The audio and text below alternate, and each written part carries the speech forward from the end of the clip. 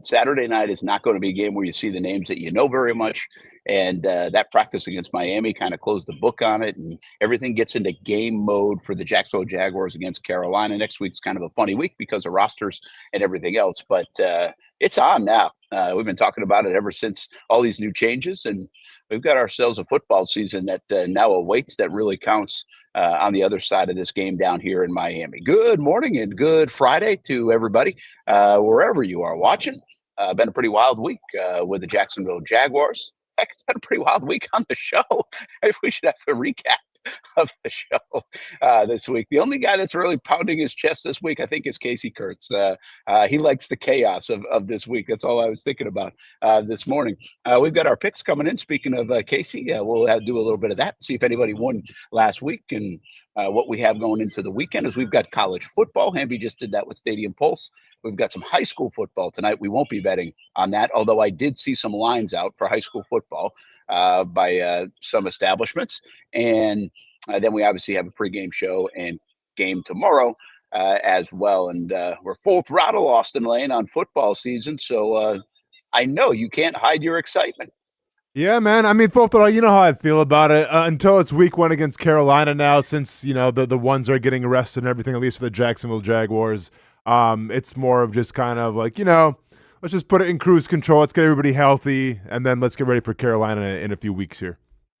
Absolutely. Say hello to Kim's Corner as well. She's with us on a Friday. I had Hamby yesterday. Hamby will be back in the saddle just about every day coming up next week as he's had some news responsibilities. But I'm going to find out. I don't know what the over-under here is on me staying outside in this show.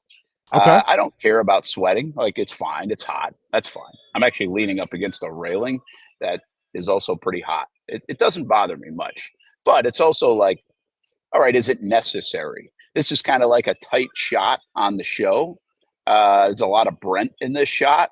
Like, if you could, like, behind me, I was trying to get you guys a pretty good background here in Fort Lauderdale where we're staying. And I mean, we do the shot like this all the time, which is no problem. But I never think about it that way. I'm like, I'm trying to get a decent background. It's like, well, you see about an inch of the background. So who cares if I'm in my hotel room and I could be in the air condition and I probably wouldn't be sunburned and my computer wouldn't be fried. So I don't know. Like, it might not make the most sense for me to hang out here for the next 3 hours, Austin. No, I mean, I have no idea what you're thinking, because I think, like, the last thing that's on, people's mind in the chats is, well, I hope Brent's got a great background or else I'm going to turn off the show. I mean, I think, especially on a Friday, man, I would get to where I feel comfortable and just kind of go from there. But hey, man, to each their own. Kim, can you just appease me when you get a second and either take the shot full, get rid of Austin on the screen just for a moment or two when you get a chance? I mean, just so Take me off, Kim. I mean, Austin, yeah, just so you can see it at the very least. So I just feel like I've given you, the viewer and listener, something. There we go. Where are you staying at? Is that the Four Seasons? Where are you staying at there? Well, I won't tell you exactly where we're staying. Oh, this gotcha. is my favorite. One of those. This is my favorite. Well, I mean, we're in Fort Lauderdale. I think you could probably figure it out. There's a hotel strip in Fort Lauderdale. And Austin, I don't know. You've traveled a bunch, obviously, with Jags, UFC now, where you're staying in Vegas, other places. This has always been my favorite hotel that we've stayed at. Now, I've stayed at here for various reasons. I remember in 2009, the Gators played in the national championship. And the media hotel was this one right here. And it's got like a beach club out there. Now, we don't use any of that stuff, but it's got the pool, it's got the restaurant, it's got the view right here. I mean, this is the hotel. So I think it's one of the great hotels we stay in. And then I think I stayed here when Maurice Jones-Drew made it to the Pro Bowl. We also stayed down here for a couple of nights. Then the Jags stayed here in 19. So we stayed here. And now here we are again this year. And might even stayed here another time. I'm not sure. But this is one that when they put it on the list, I'm like, oh, I like that hotel. I don't say that very much about hotels, but Okay. It's a pretty damn good spot. You have a favorite hotel that you stayed in? Ooh, favorite hotel that I've stayed in. Good question. I mean, not like it'd definitely probably be one in Vegas. I mean, I've been to like the Four Seasons in Nashville was nice, but I wasn't staying there. I had a friend that was staying there. Favorite hotel that I stayed at. Yeah, man, like nothing really. I mean, like usually if I'm on vacation, or something, I don't go like for the fanciest, so it's just kind of like run of the mill. So nothing really sticks out to me in like the best hotel I've stayed in. Yeah, I would think you'd have to. I mean, again, It would usually the stick out Jags to you if stay. you knew. Yeah, Yeah. yeah, Jags stay in some nice places. Obviously, I Hmm. mean, it's almost. I think it's in the CBA. I never really know that. Used to be, I think, in Major League Baseball CBA or something like that, that they had to stay at a 4 or 5 star type of hotel. I'm not sure if that is the case or if that was just kind of a rumor back in the day. But it's got to be a standard, right? I think that's an ownership thing. Like you can't just go put somebody up at a La Quinta. No, I mean, like, yeah, I'm sure, like, they're obviously you have to follow suit here. I mean, you want what's best for your players, especially when talking about free agency. But I'm sure that the Kansas City Chiefs are probably like in an extended stay or something like that. But besides that, I'm sure everyone does in like those 4 or 5 star hotels. That's funny. That's Mhm. yeah, they don't care Mhm. about those facilities. Oh, they could care less about facilities in Kansas City. All they care about is winning Super Bowls. Hey, we didn't really get to this yesterday. Just one more thought about well, not one more thought about the practice. I think we'll have a couple of thoughts about it.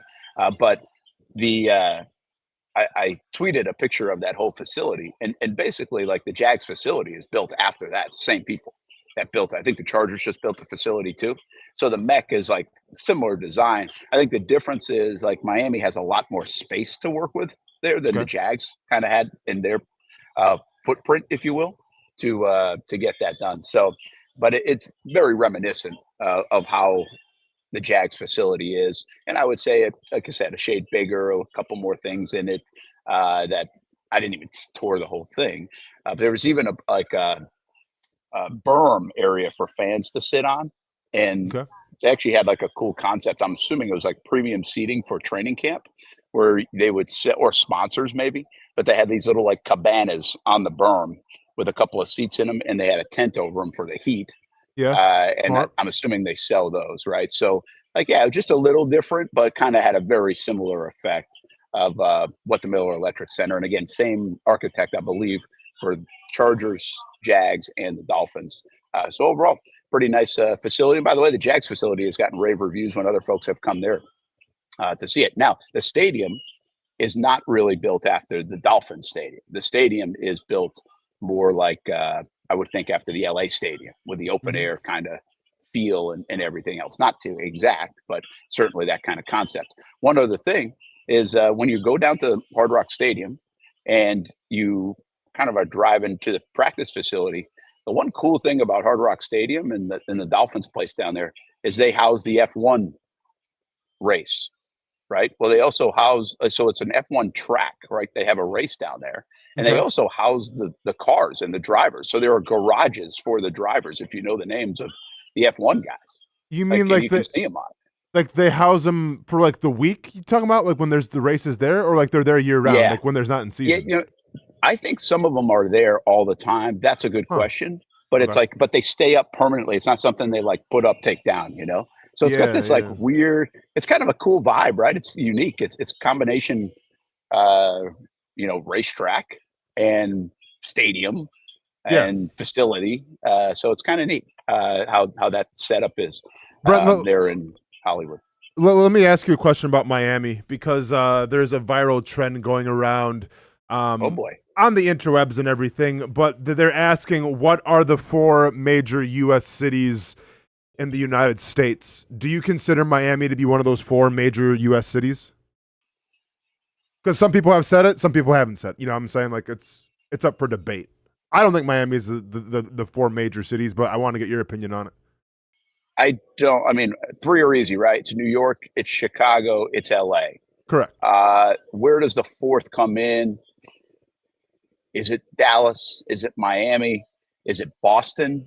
Houston. Uh, I think Dallas more than Houston, don't you? No, I think Houston more than Dallas because I think Dallas is well, Really? yeah. I mean, I think Houston's a lot bigger than Dallas. I don't. I'm not saying you're wrong. I don't think you're right. Cam, let's get on. Okay, Cam, let's get on it. Who has the bigger? What city's bigger, Houston or Dallas? I've been to both of them. Houston seemed like it was a lot bigger than Dallas was. Also, this is funny. The way I do this, right? When I'm coming out of I can look it up college too. in Yeah. my job profession, right? We have this thing. This is back in the late '90s, and it's a thing called TVJobs.com. Okay. And so when you're kind of getting into our profession, you're like, okay, well, I know I can't go to a big market right after school. I got to go start somewhere small. So in my mind, this is now 25 years ago, but I knew the list of markets. Like I could tell you the list of markets every city. Like I Okay. knew New York was number one, and I knew Alpena, Michigan was market 212 Okay. at the Nice. time. Yeah. Alpena, Michigan. All right. And Wild. I ended up working in market 173, which was Alexandria, Louisiana. And that's kind of how you did the climb in our business. You were like, okay, well, I got to go start here. And if I could start in market 124, great, but I might have to start somewhere else. And then I want to climb the market. So like when I left Louisiana, I went to Providence, which was market 52 or something, but I was like a third guy. I could have gone to Terre Haute, Indiana, which was like market 130. So that would have been kind of the climb, you know? And like Stewart did this too. He went to like Midland, Texas, and then Columbus, Georgia, and then ended up in Jacksonville. It doesn't work that way anymore. Seems like everybody's starting off way higher than we used to start off, like back at that time. But I used to know the cities based on exactly that, like what was the market size, because that's what they were based on. Sure. And like Jacksonville has really grown. Like Jacksonville was like 52, 53, 49. I think right now, if you did the market research, and I have not looked at this because I really haven't been looking for a job, but I think it's like market 41 or 42 now. Okay. So Jacksonville has really climbed. Where I came from Albany, which was like market 52, 53, 55, and it still is like market 55 or something. But the markets have changed to my point. So Houston may have, like, it was definitely New York, LA, Chicago. Those were the top three. Okay. Then I want to say it was Dallas, who was 4. Well, they've gone down Boston since. was a 6. So what I'm saying is maybe Houston has flipped it. Could have flipped Dallas there. I would have been surprised. Orlando's probably a pretty good sized market, and so is Tampa as well at the time. But I still think Miami would take the cake in your question. So you're going to say L.A., New York, Chicago, and Miami are the 4 majors? No, I'm sorry. I meant in the state of Florida it would take the cake. I'm going to say I'm going to go with Dallas just for the fun argument here. Okay. Dallas has 1.33 million people. Houston has 2.31 million people. Really? Houston has almost a million more people than Dallas does. Wow. That is stunning to me. Okay, how about what is like so what's Miami? Yeah, I know. Right now he's just giving me homework to do. Well, I mean, now we're going to answer the question. So what is, I mean, if we're going to go I answered the question. It's Houston. Oh, so it's Houston number 4 then? Oh, no, I don't know. Like I know Houston's big. I don't think, I mean, Miami, I feel like it's spread out. Yeah, Miami's only 487,000. Is that it? Jacksonville is bigger. Wow. Jacksonville's bigger than, well, if you want to go Miami-Dade County, then it's 2.8 million. Well, that's what you would do in this. Like it would be, so Miami's bigger than Houston if you take in Miami-Dade County. Yeah, but you can't, like, then you can take Houston's surrounding things too. Yeah, I don't know what the delineage there is. I don't know how you decipher that. I mean, I'm just talking about cities. I'm not talking about like county, like just Miami itself as a city. Yeah. So if you're asking me what are people answering? I don't know. I don't know. I mean, I assume it's the big 3 and then whatever else people want. Like maybe someone said DC in the chat, which I can see an argument, but here's my philosophy. I take, we go with, all right, let me think about this. We go with New York City, obviously, because that population-wise, it's crazy. And then that's like your East Coast, right? And then we take Chicago, and that's like your Midwest. We take Houston because that's your South. And then we take LA because that's like the West. So like to me, like those are like the 4 major cities because you're kind of geographically, you're getting every part of the map, it feels like. Yeah, like I think that's fair. Some people say Atlanta. I think Atlanta must be big. As well. I bet it's pretty close when you start looking at some of those. Atlanta, Boston. Atlanta's 520,000. It's not even close. Huh. But once again, weird. like Houston, it's the burbs, Houston's spread out too. Yeah, Houston's really spread out under its city limits. Like it's probably a lot like Jacksonville where their city limits are really big. You know what I mean? Mm-hmm. But I thought Dallas was that way. But I guess does Dallas get cut up? Well, because you got like Dallas, Fort Worth, and Frisco, and yeah. Yep. I mean, now you got me interested. I'm going to go like study the at least the TV job market and see because what they'll do there, Austin, is they'll put in like the it'll be the market size, what they call the DMA. So like we actually in Jacksonville can include Waycross, Georgia, because they get us up there, right? So it's not necessarily the city limits; it's more your coverage area. So I wonder now. Now you got me interested. You've piqued my interest. So, Kim, what do you got, real quick? Don't say Philly either. Or are you gonna say Philly? Oh yeah, Philly's a good one. Kim, you gonna say Philly? And Philly's top 4 on TV market size. Okay. So Philly's is Philly 4. the 4th one? It's New York, Los Angeles, Chicago, Philly. Okay, what's next? Just give me the rest of the top 10 if you got it. Dallas, Fort Worth. Dang, Philly's got 1.57 million people. Okay. San Francisco, Oakland, Boston, Atlanta, DC, and Houston. So then how is Houston's market so small if they have so many people? They don't have enough surrounding area wide. Okay. So, yeah. Demographics. The same thing I just said, Austin, because probably Dallas's market steals some from it or something like that. You know what I mean? Sure. We get cut off even down at Palm Coast by Orlando or something, even though it's Palm Coast. It's not Orlando or Jacksonville. But that's interesting. Gotcha. So 2 in the top 10 in Texas. And Miami's not even in that top 10 according to Kim. So that's pretty interesting. All right. Well, here you go. A little geography lesson for you today to start the show, as we are all over the place with the Brent and Austen show. Hey, big story yesterday. I thought there was a gentleman, I think from CBS Sports, not named Pete Prisco, who was down at the practices. And man, Liam Cohen just gives you so much information, Austin. He just gives you information. And he's asked about the running back situation. And Tootin and, the mumbling and stuff inside the, let's say, the media contingent is how quick will Tootin be the guy in Jacksonville, right? Okay. He just looks a little different. He looks exactly what they want, the speed, to get the edge, all that kind of stuff. Had a nice run yesterday in practice too. But I thought the interesting part of it, because we asked this question earlier this week on the show, I think, is can the Jags keep 4?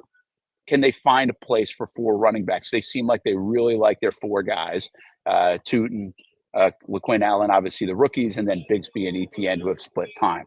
And those guys have done pretty well for them, too. They've earned. It's not like one's just bringing up the rear and hasn't produced this month.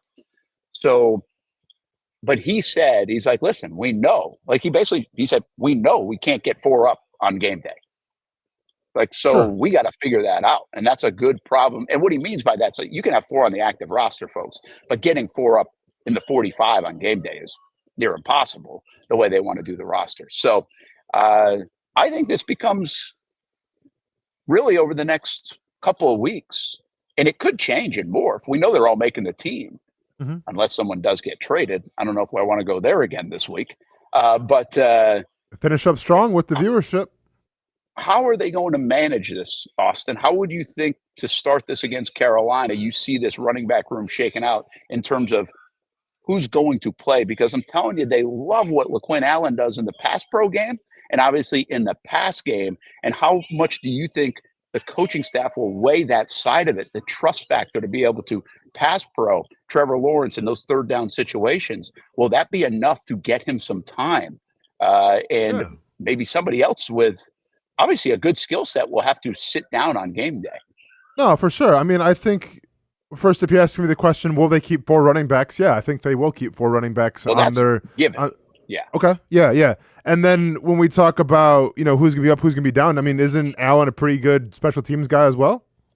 I think so. So then you could technically put him in that special team slot and still have Etienne, Bigsby, and Tootin up if you wanted to. And if you didn't want to, then it's either going to be Allen or Tootin probably sitting week 1 against Carolina. But I think you could, if you wanted to swing it and call Allen one of your special team specialists, you could have 4 backs up.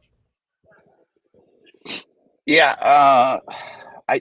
I guess what I'm saying yesterday is he was pretty profound and adamant. And it was like, hey, we know we can't have 4 guys up. He said it. I can go find the quote, but he said hey, we can't do it. So, and I wonder, another conversation spun off this, and this might be different, but a lot of times you don't know if you're going to keep 5 receivers, 6 receivers, whatever else. But how much does a roster spot does Travis Hunter save you? in this whole deal. That you can then have the privilege to be able to keep an extra lineman or an extra tight end or somebody else since he's playing both sides of the ball. Like that's another factor here when they do their roster. But let's stay on the running backs. I mean, is there a situation where either ETN or Bigsby are inactive on a game day in the first couple of weeks, assuming they're still all on the roster? No, I think it's going to be Tootin or Allen are going to be more to be inactive than ETN or Bigsby. Like, I think right now the name of the game is experience, and if you want to have that flash guy, then yeah, bring in Allen or Tootin. But I think you need the guys that have been there a little bit at least with ETN and Bigsby until proven otherwise. So I think ETN's going to be up. I think Bigsby's going to be up, and I think it comes down to Tootin or Allen, and that could be off of game plan. That could be off of a lot of things, but I think you keep the experienced guys up. Yeah, and I could see that too. I do wonder if the sneaky play here is just how good is LaQuinn Allen? How impressed are they with LaQuinn Allen? I mean, they have said a lot of good things about that young man. And do you have to try to find a way to get him up there, on game day? And are the other guys good enough at that pass pro or receiving? And to me, like the guy that's interesting here is Tank. And I think it's Mr. Hugo. I can't see too great with the sun, but looks like he says primary kick returner. Well, that is something that Tank brings to the table too. And he's really good at it. So I guess you would want to use him in that. But we've kind of commented all month, really, like, does Tank's skill set in terms of the receiving game fit what Liam Cohen wants to do? And are you pigeonholed to what he can do if he's in the game?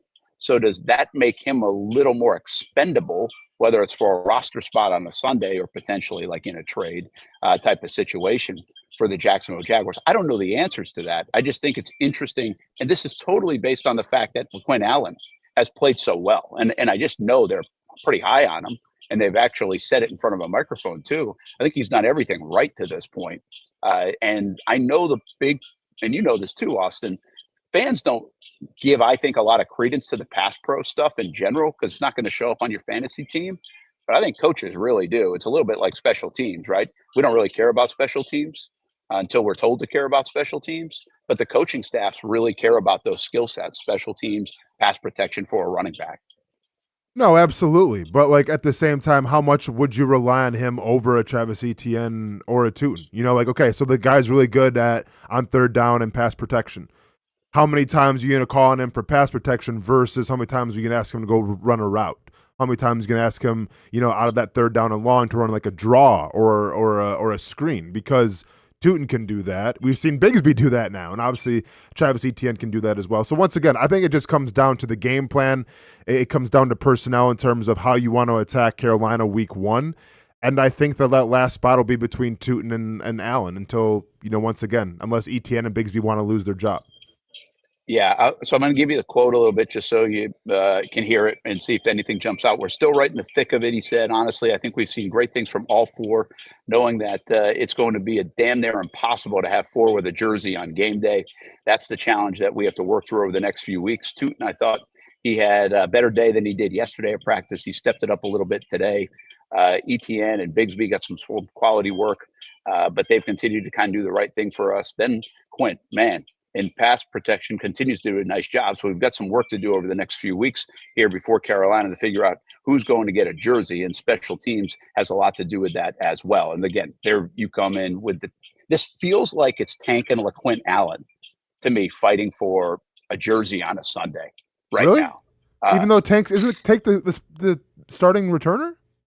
Well, I think that's why. Like, he is a return man, and then what you think is skill set, but then you've got obviously LaQuinn Allen good at special teams, pass pro, and can receive it. So I think that's what you're weighing. I think Tootin's going to be up. Honestly, I think ETN's going to be up.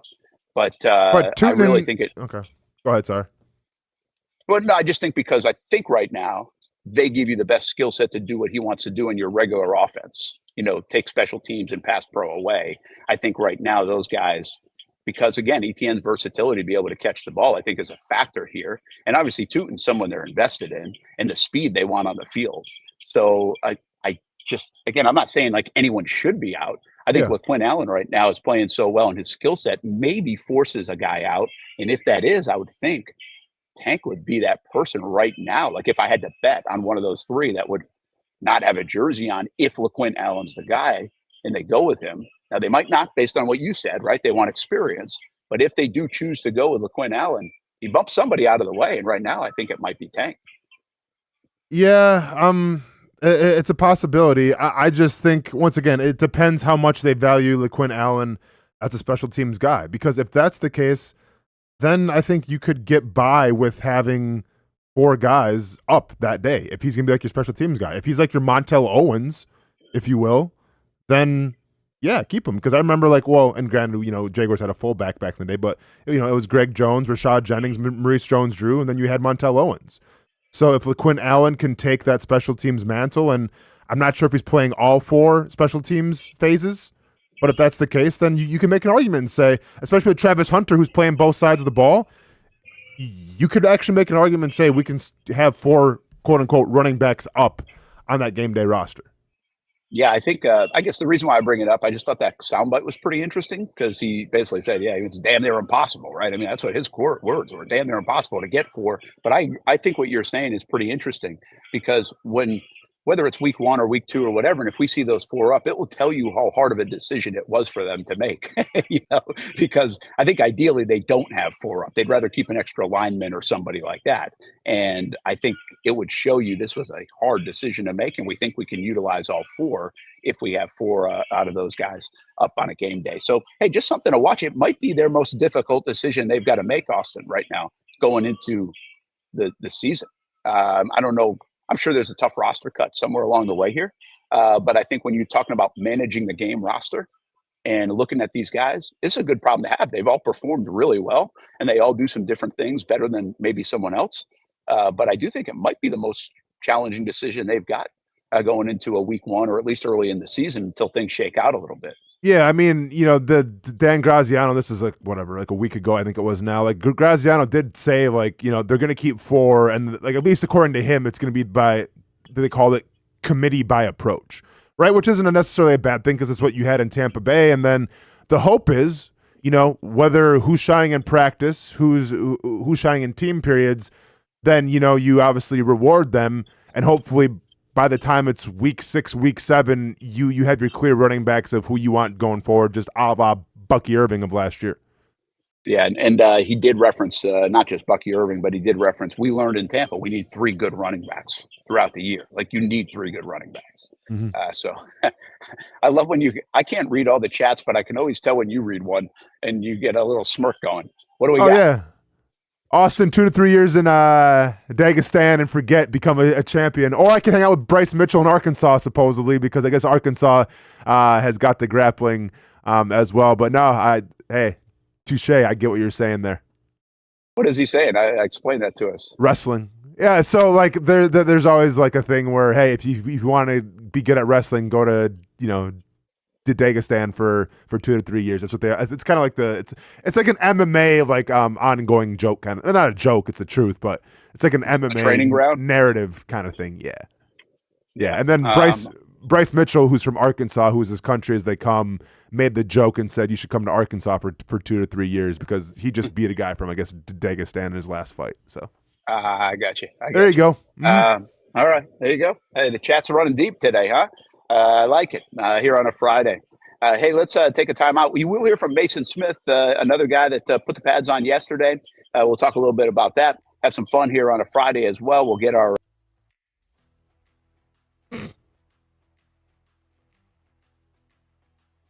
Should I take this? Something that we. Sorry, Brent. Go ahead. There was a problem with the screen. All right, say it again, Brent. Oh, okay, no problem. Kim doing her work. I like it. Yeah.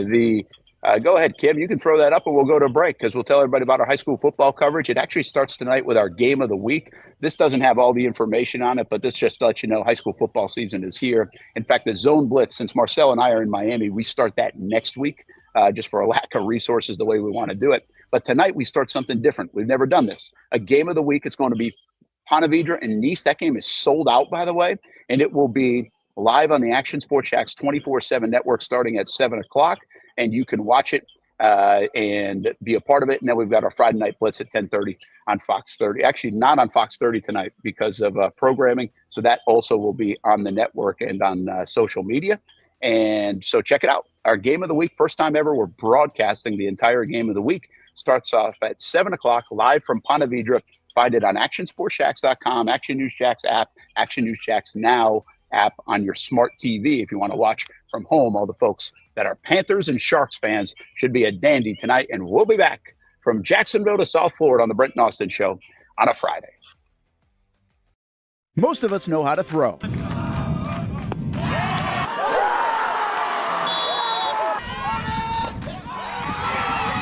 But you need to know what to throw. I'm not talking about footballs, baseballs, softballs. We're talking about those items you need to recycle. Republic Services explains it easy. Recycling simplified. 1. Know what to throw. When in doubt, throw it out. 2. Empty, clean, and dry those materials. It takes an extra minute, but it makes a big difference. And 3. Don't bag it. This makes the recycling process faster and more efficient.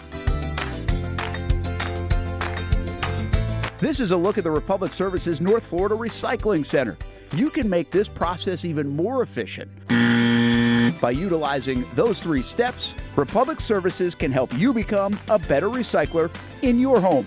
Learn more at recyclingsimplified.com. For the game day hustle and every day in between, juggling my show Jag Social to going under the Friday night lights and a social life, it's a daily tournament. But this ride, MVP status.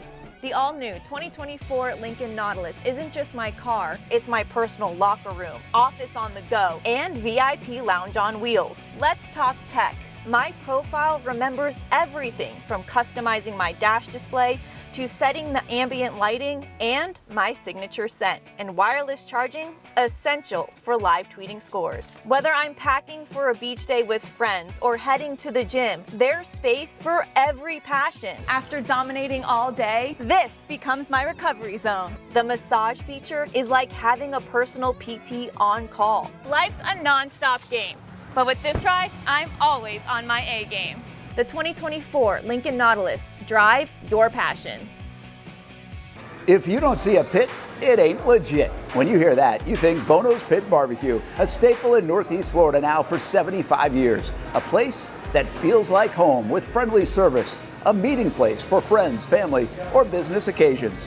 On the menu, the corn nuggets are a favorite in our house, but there's something for everyone. Sandwiches, platters, salads, sides, desserts, and family feasts. You see Bono's all over the place in Northeast Florida. You know, there are almost 20 locations in the Jacksonville area now, so stop on by, sit down, and dine in with Bono's. You can also take it to go. There are drive-thrus in many of the locations, and they have delivery options too. Just download the Bono's app to make things easy. I signed up for the loyalty program, and you can too, to get special offers. If Jacksonville is home, few things feel more Jacksonville than Bono's Pit Barbecue. Celebrate 75 years and many more to come. Bono's Pit Barbecue. If you don't see a pit, it ain't legit.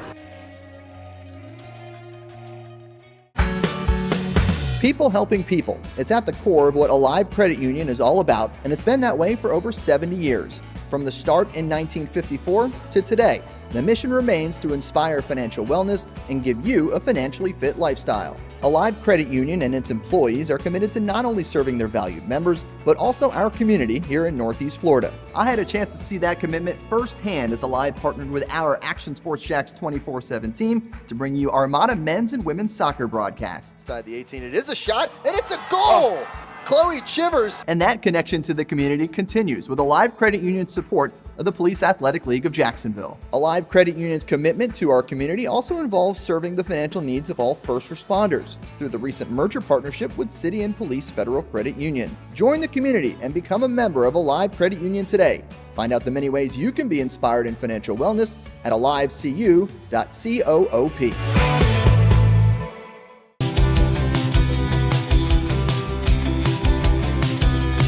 Welcome inside the Armor Guard exterior and gutter helmet showroom. There's a lot going on, like glass exteriors, replacement windows, and down there we have the retractable screens and awnings, plus hurricane protection. Let's talk more about those gutters, and to do that, we bring in Kevin. He's the owner, he's the expert. Why gutter helmet? Well, gutter helmet is truly the only maintenance-free product. It lets the trash and debris go on the ground The water wraps around and goes inside. Unlike filters, they sit on top of the gutters, and the trash and debris build up on top of filters, which requires maintenance. With Gutter Helmet, we're going to keep you off the ladder, the most dangerous thing in your garage. With Gutter Helmet, you'll never clean your gutters again. So get off the ladder and put on the helmet. Gutter Helmet. Get a free estimate at gutterhelmetofnorthflorida.com. You can also call 904-762-7779 or visit the showroom on St. John's Bluff Road in Jacksonville. Welcome back to the Brent and Austen Show, streaming on the Action Sports Jax 24/7 network. Brent, I'm not a Yankees guy, but they may have earned some respect in my book with this new bobblehead doll. The George Costanza bobblehead doll going to be featured. I believe it's happening tonight at the Yankees game. And in the quote in the bobblehead, it says, "I love a good nap. Sometimes the only thing that's getting me out of bed in the morning," and I think we can all relate to that. Brent, I'm not sure if you're a big Seinfeld guy or not. I grew up in a household where it was really the only thing on sometimes as a child, so I grew to like Seinfeld, but this is an absolute elite bobblehead doll. Now, is Brent even with us right now, or am I just bringing it back in by myself? Can Brent hear me?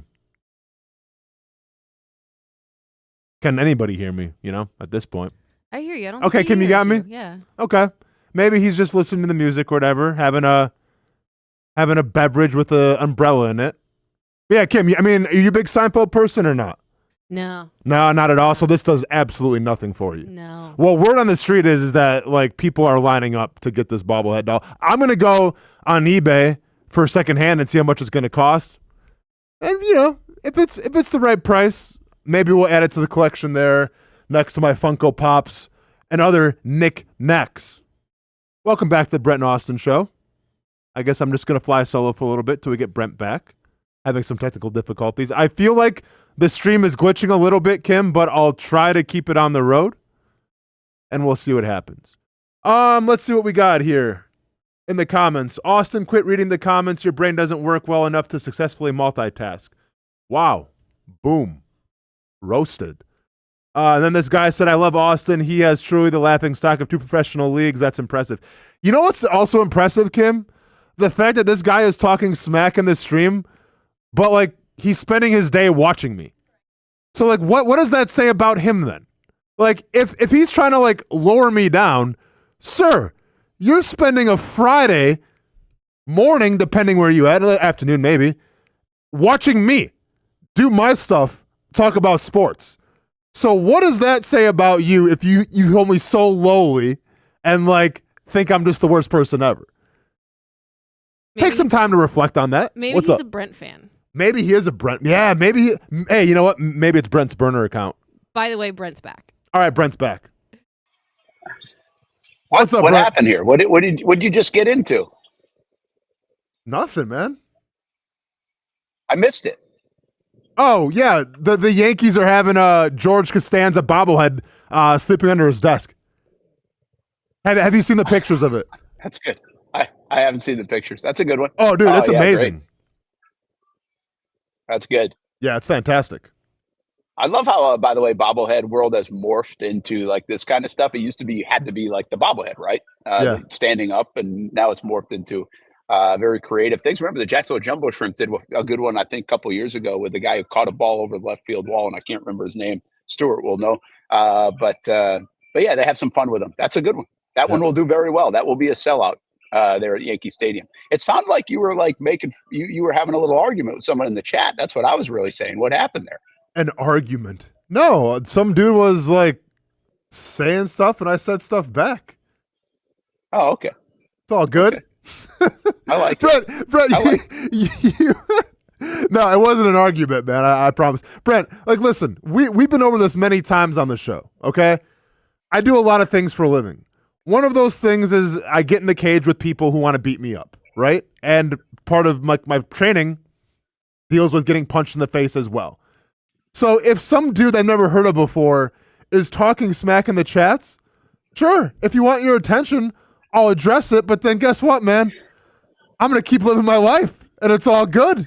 And he's going to keep on living his life. And I hope it's good for him too. Not off to a great start in a Friday morning though. If you want to come to the show and talk smack to somebody that you hold in such a low standard, but hey, it's all good, man.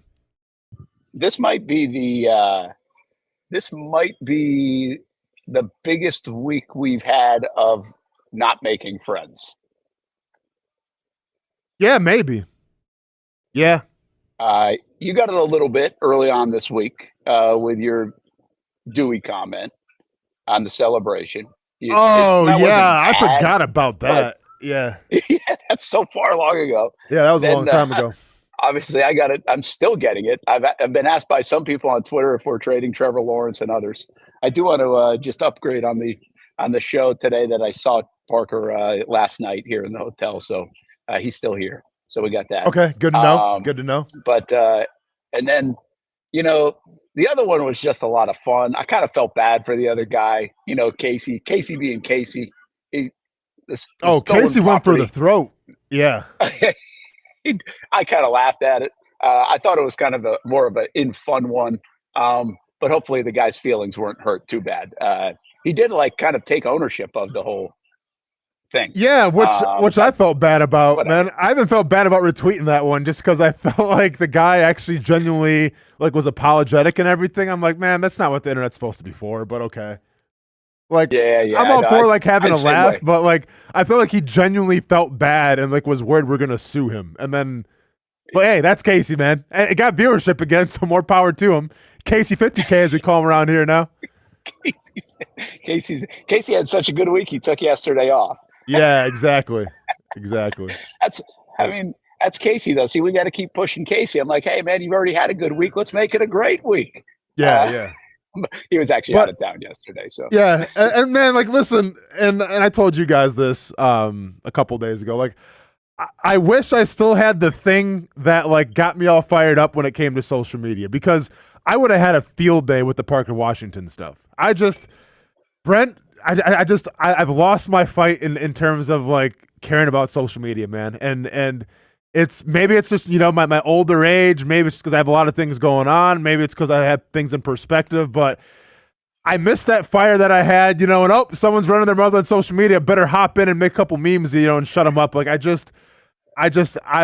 lost that motivation. I'll be honest with you, and you now lost that love and feeling. I've lost that love and feeling, and I don't think you've seen the show Severance, but if they could make something where. When you go on social media, it just kind of shuts off the social part of your brain, so I don't even know I'm doing it. That would be fantastic. But until they do that, man, yeah, it's just going to be the bare minimum for me, unfortunately. So how long ago was that? When did that change for you? Do you know? Where you would have gone after people oh, man, it's been so long ago. I would say it's probably 3 or 4 years now. And I saw a lot of that just with fighting, obviously, because, and I've shared this before on the show as well, you thought NFL fans are bad. UFC fans, it's a different level. And at least with NFL fans, I can sit here and say, okay, these guys have probably, played some sort of, whether it's Pop Warner, high school football, so they probably understand, at least they know what the game is, right? So that gives them grounds to have opinions. And let's be honest, some of the best coaches in the NFL of all time didn't play professional football. So I never pull that card as whoa, you didn't play pro football, so you don't know what you're talking about. That's not a fair card to pull. But when you go to UFC chatter and MMA chatter, how many people that are talking smack online have actually been in a cage and fought somebody? Probably very minimal, right? And no, being in a parking lot at 2:00 in the morning at the beach bars does not count, though you want it to. So it's okay, well then I don't really take these guys' opinions seriously. So just that's kind of where I'm okay, what's the point of going back and forth with these people? Right? And then when I started dawning it a little bit, I'm thinking, okay, well, I can sit here and address, these Parker Washington things, but what is that going to accomplish? Absolutely nothing. And if people want to talk smack on Twitter, by all means do it. But I have a feeling if they saw me in public, would they keep the same energy? Probably not. So I focus more on just the real life interactions, and I think social media and Twitter, it's a great way to reach out to people and to communicate with people, especially celebrities and big time people. Not saying we're that, but I'm just saying, it's a great way to conversate with those people, but it's not real life. And I'm more about real life than I am about fantasy. Yeah, well, I would say that's a good speech, but I I like to coddle people that need a little coddling if needed, or I'll help you with a softer fall, because if I do see you in public, you're probably not going to be afraid to punch me. Ever got any threats in public, Brent? Anybody Not ever yet. came up to you and been like, "Man, that was a really bad take I watched on the Friday Night Blitz. You better apologize or something." Not yet. Actually, somewhat surprisingly, not yet. Especially in today's landscape. But I got one more thing about that, and we've had this discussion a lot about the UFC and NFL. But I don't know if I brought it up to this point. Maybe it's so logical it doesn't even need brought up. But I wonder if you say it's even more vitriol on the UFC side of things, Sure. and it's because it's you against them, right? Like that guy. So it's easy to point blame. If you lose, it's you. Of course, yeah. In the There's no NFL, team like, to hide behind. Yeah, we still wonder. And by the way, there's 60-something plays in a game, or 80 or 100-something plays in a game. So most of the time, if the Jags lose, let's just say, they've got 6 things that they're mad about and 7 different players, and they don't even know if it's you, or they should be mad at the defensive back or whatever else. So I would imagine that's a little bit more, either that or it's just a more I don't know, like for lack of a better word, cult following, because it's more of a niche than it is the NFL, right? So maybe you get a little bit of that. That's kind of a fascinating deal. I would think what you just said, the UFC fan that's a fan would have so much respect for what the people do, because you kind of know it so much. Like, that's what I did. Like, I didn't know it. I only know it through you. But then I learned it when I went to the UFC fight in Jacksonville, and I was like, man, I had this new level of respect, not just for you, but for everybody that does it and competes in that way. And then I would think the football fan really gets on the horse of, well, I played high school football and I was this guy, and that would have never happened when I played. Like, it's the same game type of thing. So I'm actually a little surprised, other than the fact that I can say, hey, if I'm going to be mad at someone, I bet this or that, and I'm going to be mad at Austen because he lost. Of course. That's the only one that I would think that makes some sense. They would be more miffed. Yeah, I just think because you don't have a team to hide behind, right? So it's just you. It's kind of you putting yourself on the line. So, like, you're kind of an easier target, which, hey, I completely understand that. And listen, like, I've shared before, I've gotten many threats before, just because, like, I messed up people's parlays and everything. I assume it was money related, and I don't assume it's just like they don't like me just because they don't like me. And if that's the case, more power to them. But, like, I can honestly sit here and say, and, like, listen, I've spent a lot of time thinking about this, obviously, but of all, like, the threats that I've gotten, and I didn't really get a lot of threats playing football. I got some, like, hate and, like, oh, you suck and all that stuff, and yeah, more power to you. But, like, of all the hates, of all the threats that I've gotten, whether I'm playing football or I'm fighting.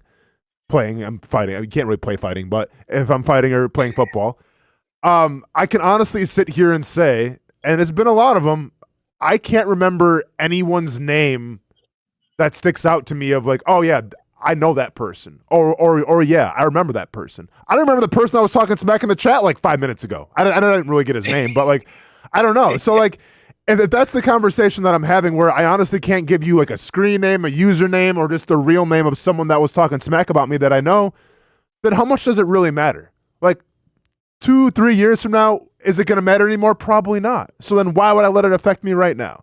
I can name a lot of people that support the show, right? That I can go in the chats and, like, I see them every single day and I remember them. Yeah, and those people matter to me. I'm appreciative to those people. So that's what it is for me, man. I get everybody handles it differently. Just how I feel about it. Yeah, no, I think that's a good call. I think. Do you remember, by the way, any letter that you had in for football? Because a lot of people write letters more so, even at that time. I mean, social media was kind of brand new, 2010, 11, 12, right in the infancy of it, if you will. Yeah. Do you remember, good or bad, anybody writing you a letter? Any letters? They drop off? Yeah. I think Casey sent me, like, a bunch of 8x10s back when I didn't know him to autograph that I didn't sign.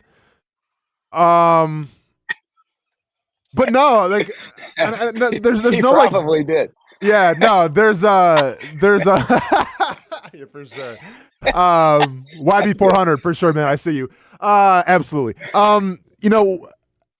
Nothing like that stuck out in terms of like hate mail. No, I've never received like any hate mail because, dude, that's another level. Like, it's one thing to log into Twitter or on Instagram and just like click on somebody's profile and comment. But if we're talking about you got to write out the address, the player's name on the envelope, you got to get postage stamps. You have to go to the post office or the mailbox to drop that letter off. Man, that's some ill will and some hate right there. I never got any of those. I had some great letters, right? But no like letters that were bad.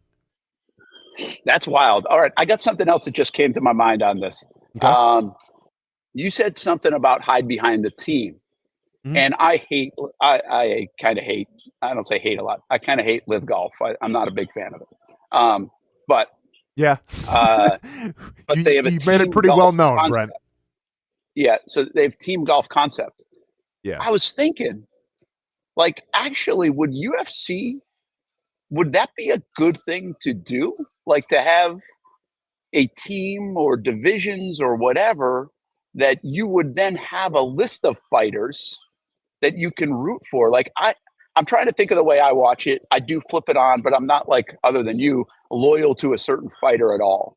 And so I was like, man, if I knew there was some more connectivity between Austen and he also worked out with this guy and this guy and this guy, and they were all part of this camp, then I might be also like, man, I can't wait to watch this guy fight tonight. You know what I mean? So, like, I wonder, I don't know, do you think that could work? It kind of feels like to me as a very casual UFC guy, that could have some legs. It could. I mean, see, I think with the UFC, if you ask like Dana White, like what his ideal situation is in terms of the fandom of the UFC, it's more of like the countries that are represented, right? Like there was a while where you had all Brazilian champions and like that was a thing, right? Like you're repping Brazil. When you talk about the U.S., I mean, you've had John Jones. I'm trying to think of like other champions. You've had Chris Weidman. But like the U.S., to be fair, it's kind of slipping in terms of like champions, you know, representing the brand right now. It's a lot of like Dagestanis, a lot of Russian dudes, or like Georgia is represented pretty well now with you have the machine Merab Dishvashvili, and then Ilya Topuria, but I'm going down the rabbit hole, but Ilya Topuria is from Georgia, but he's claiming Spain. But my point is basically, I think there's like a lot of nationalism when it comes to fighting, right? Like everyone's got like their own country that they want to ride with. Like that's what made Conor such a great, I mean, yes, he had the skills, he was knocking people out, he had the mic skills as well, but like he had an entire country of Ireland behind him. And like they would show up no matter where he was fighting, right? And you saw it with a lot of Brazilian champions of the past. So to me, it's more about nationalism representing the countries more than it's about maybe like, getting, okay, team Florida, team like, West Coast and all that stuff. Now that makes a lot of sense to me. I do think so. It just feels so splintered because of that. But at the root of it, it's also very globalized. So I understand it's got like, there are parts of UFC that I actually relate. You're not going to like this at all, but I actually relate to tennis. Shut it down, Kim. Shut it down. That's it. That's it. We're done. Brent finally did it. Trying to compare tennis to fighting. We're out of here, everybody. Have a great weekend. Go Jags. See you guys on Monday. That was a good hour. No, what do you got? Hot. What do you got? A little dehydrated, huh? Yeah. No, but my point is, it doesn't always feel big. Like it doesn't feel like the masses are watching or as many people are watching until you look up the numbers. And like in tennis, I don't necessarily look at the numbers as much as I look at what these people are making, which means globally, this is a massive deal. Like if you go look at tennis salaries, like what Coco Gauff made last year, you'd be blown away, I think. And because globally it's such a big sport, and they play so many places, and the sponsorship everywhere is so big. And I just don't think we really fully grasp that. And so I think from, again, a casual standpoint of UFC, we see the big fights, we see Vegas, we see the big names, we see a card that I'll flip on and watch. But I really don't fully grasp, I think the angle you just said is like, hey, this is extremely global. And that's what he's really made it, or UFC is. And quite frankly, that's one thing, like, look what the NFL is trying to do. It's the one thing they're not tapped into, which is pretty amazing, right? As big as the NFL is, they are not nearly as big across the globe as maybe a UFC or even a tennis, which is nuts to say. Yeah. Well, so this is the thing, right? And this is, I think, once again, where nationalism comes into play a little bit, because tennis in the States doesn't feel as big as it was with Serena Williams, right? Or I'm sure like John McEnroe of the past. It's because, you had your American stars. I mean, you do have Coco Gauff now, and she's won some major tournaments and everything, but like I don't think she's on the level yet, obviously, of like a Serena. So it's the same thing with fighting, where, and this is the thing about fighting as well. It's not like it's sports entertainment, but you don't have a say who the champion's going to be, right? Like with professional wrestling, it's, scripted. So you can push whoever you want to push in terms of getting over with the fan base. In fighting, yeah, you can give guys easier fights and everything, but eventually when we're talking about championships, it'll come to light. Like either you're going to win or you're going to lose, no matter how popular you are. Like the popular fighter doesn't always win in MMA. If that was the case, Conor McGregor would never got beat by Khabib. He never got beat by Dustin Poirier. Like Conor McGregor was the biggest name until he wasn't. So that's the problem with the UFC is that you can't control who becomes champion. You can't control who the superstar is going to be. Sure, you can get on the mic and talk your game, but eventually it's going to be the record and it's going to be the skills that's going to back it up. And sometimes the people with the best skills aren't the best public speakers, aren't the biggest entertainers, if you will. That's just the way the sport is. And I think if you want to compare it to tennis, like I said, I think tennis, if they get more U.S. stars, especially if you look in the men's, division, because I can't, and once again, I'm a very much a tennis casual when it comes to watching, but I can't name of one like current U.S. tennis star. Now, maybe I'm wrong, but if that's the case, I haven't seen it. I haven't seen commercials. I haven't seen trending social topics on Twitter and whatnot. So I just feel like right now, in terms of tennis, maybe they do need more American stars. But on a global level, I feel like it's, being represented by other countries. Kim, I think we lost Brent again here, it seems like. Yeah, we lost Brent. He said head to break. He's going to head inside. He thinks his computer got too hot.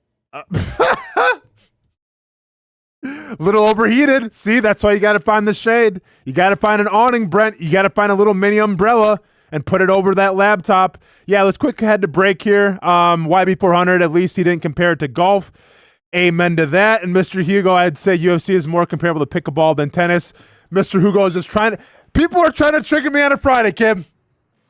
First hour in, trying to trigger me. We got 2 hours left. I got a foot in the parking lot, but I'm going to try to finish strong. Let's head to break. When we get back, hopefully we'll have Brent back here, and we'll talk some more football, what he's seen in Miami. Maybe preview this game a little bit this Saturday against the Dolphins, but, 2s and 3s, it is what it is. Choose your own adventure.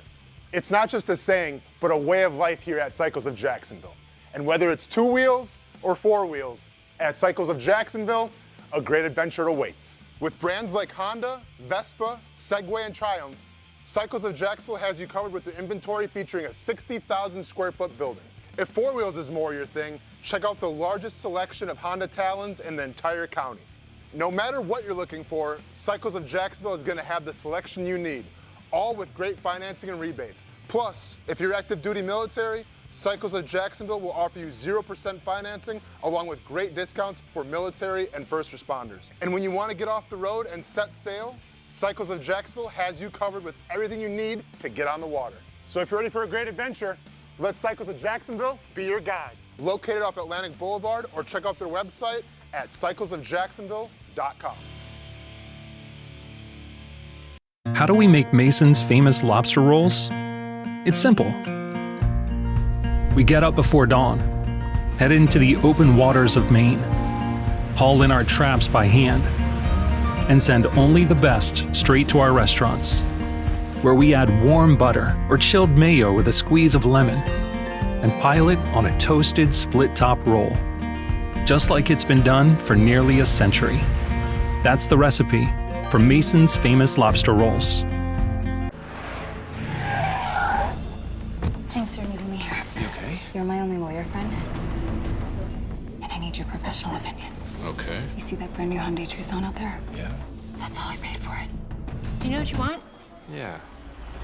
I think I do. Enjoy your new car. Thanks. Bye-bye. Deal so right, it almost feels wrong. The Hyundai Getaway Sales Event. Lease a Hyundai Tucson for $259 a month, or get 2.99% APR, or get $1,750 bonus cash. Hurry in. Year 2 is in the books for the Jacksonville Armada women's under-23 squad, taking another step forward in the Women's Premier Soccer League. Under the guidance of head coach David Goff, the girls in blue went undefeated at home for a second straight season, including a dramatic draw in the opener. And they've left it to the death. Unbelievable stuff. And a late winner to end the season at home. Headed on. Here's a chance. Gianna Ramirez brings it down, still alive, takes a shot, and into the back of the net. After fielding a younger roster in 2025 with talent from all across Northeast Florida, the future is bright for the Armada women's team. We highlight the ladies and all things Jacksonville Armada each week on Fleet and Footy on the Action Sports Jacks 24/7 network. I'll put one in the back of the net for you. Join us for player profiles, fun interviews, and the very latest on the Fleet and all things footy. That's every Thursday at 2 p.m.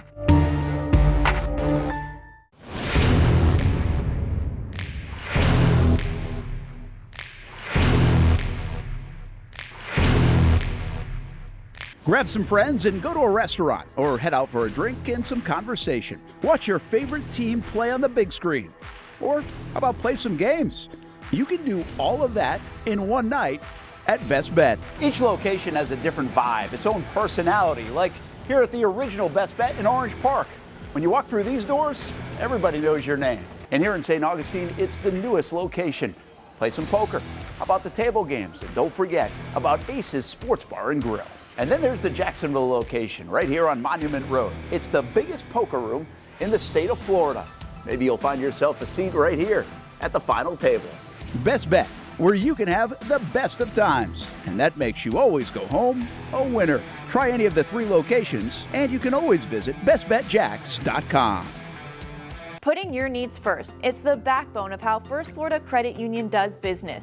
In all honesty, you might as well be speaking another language when it comes to finances. Sure, I'm good with my money, but what am I missing in the fine print? That's what led me to First Florida Credit Union. They're the perfect choice for anyone starting their financial journey because they keep finances easy. Plus, they offer financial education and resources I can trust. So I'm always growing more confident. And as a young adult, I am constantly adding more responsibilities to my plate. From a car payment to a mortgage, it all adds up. Luckily, First Florida Credit Union makes sure it adds up in all the right places and not the wrong ones by offering better rates and lower fees than traditional banks, even if you're still trying to grow your credit. Because as a member-owned institution, First Florida genuinely puts people's needs first rather than focusing on profit. So I know as my needs change, they'll be right there to help me reach my goals. Check out firstflorida.org to learn how you can benefit too. Welcome back to the Brent and Austen Show, streaming on the Action Sports Jacks 24/7 network.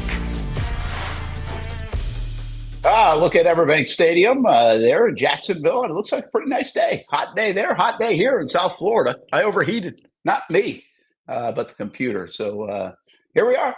I should have just done this from the start. This actually isn't a bad little background. Got like waves on the wall or something here inside the hotel. Well, that doesn't look good. That's a little fuzzy, isn't it? See, I was doing better outside. It'll straighten out. You can't even tell. I was trying to see these waves on the wall, man, and they're starting to come together here. I mean, we're starting too hard man. For that background. Tried way too hard today. Yeah, it's starting to come through, but you're looking like Marty McFly when he was getting ready to vanish in Back to the Future on the Polaroid picture. Wow, there I am. I'm clearer. There we go. Clear. Yeah, looks like I got a little sunburn too out there. Can we see those waves, Brent? Because those waves, okay, you look clear. The waves look grainy. Is that just kind of the style of it?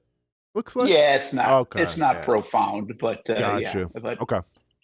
This is all we needed. I could have been inside, air conditioned. Computer could have been nice and safe. I worry about the computer and my phone more than myself.